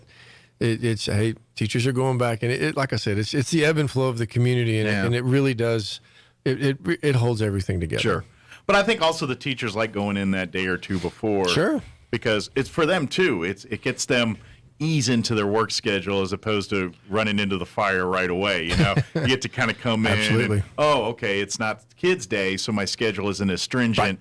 Right. I can have a cup of coffee before I sit down and do something. Well, I left. I'll be honest, as a teacher, I left this when I left. The day before Christmas, or when I went on break, I walked out and that was sitting there, and now I can fix it. I can do whatever I need to do with it. Yeah, and it really gives them that opportunity to do those things. So. Good deal. I just saw we're close on time here. Is there any other major stuff we wanted to No, the only other thing that I would like to say is again, and this I keep reiterating this, is thank you to the parents. Yeah. You know, I mean, it has been interesting. Mm-hmm. You know, we always preach return to normal, but there's not been anything normal about this year. Yeah. And I cannot say thank you enough to and you know all of the staff of the district, but my parents get overlooked a ton. Mm-hmm. You know, and again, our days being smoother.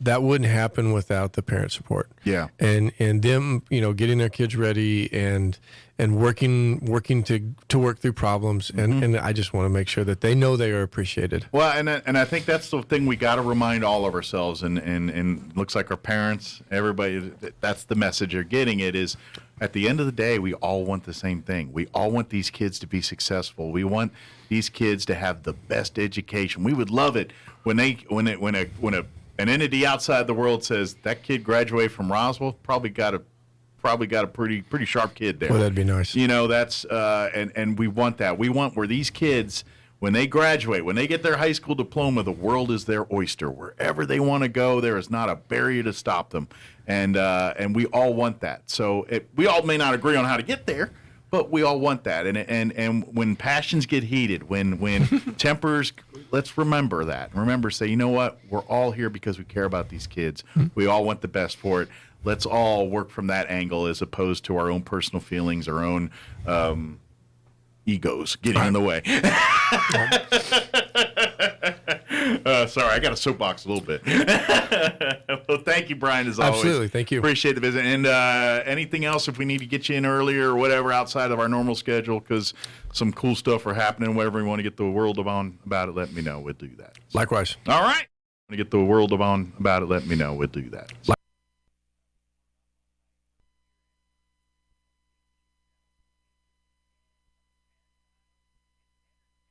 Now your Pecos Valley News Update. Whether I'm you're Jared buying or Cirillo. selling, Whether you're buying or selling, no one likes to be pressured into making a decision. So when Roswell Ford makes an offer to buy your vehicle, you'll have 7 days to think about it. Roswell Ford is always looking for gently used cars and trucks like yours, and we'll make you a cash offer on the spot. It'll probably be more than the other guys, and we'll give you a week to think about it. That's just the way we do business at the Tailgate Nation. So it only makes sense to see us first when you're ready to sell or to buy.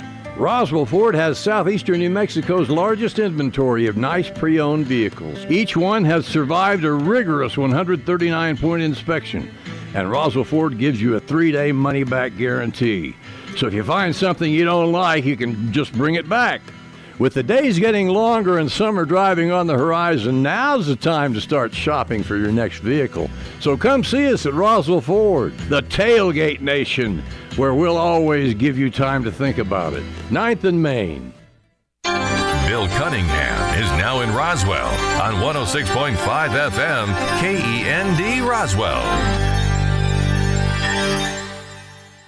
And we're closing in on 10 o'clock. That's about going to do it for us for today. Have an amazing Easter weekend. Hope you and your family have an awesome time, safe, and celebrate the real reason while we celebrate the Easter weekend here. So we'll be back bright and early, 7 a.m. Monday morning with an all-new show. Till then, we'll talk to you tomorrow, and we'll talk to you on Monday. And thanks for listening. We really do appreciate it. KSVPTV.com if you missed any of our stuff. You're listening to 106.5 Roswell.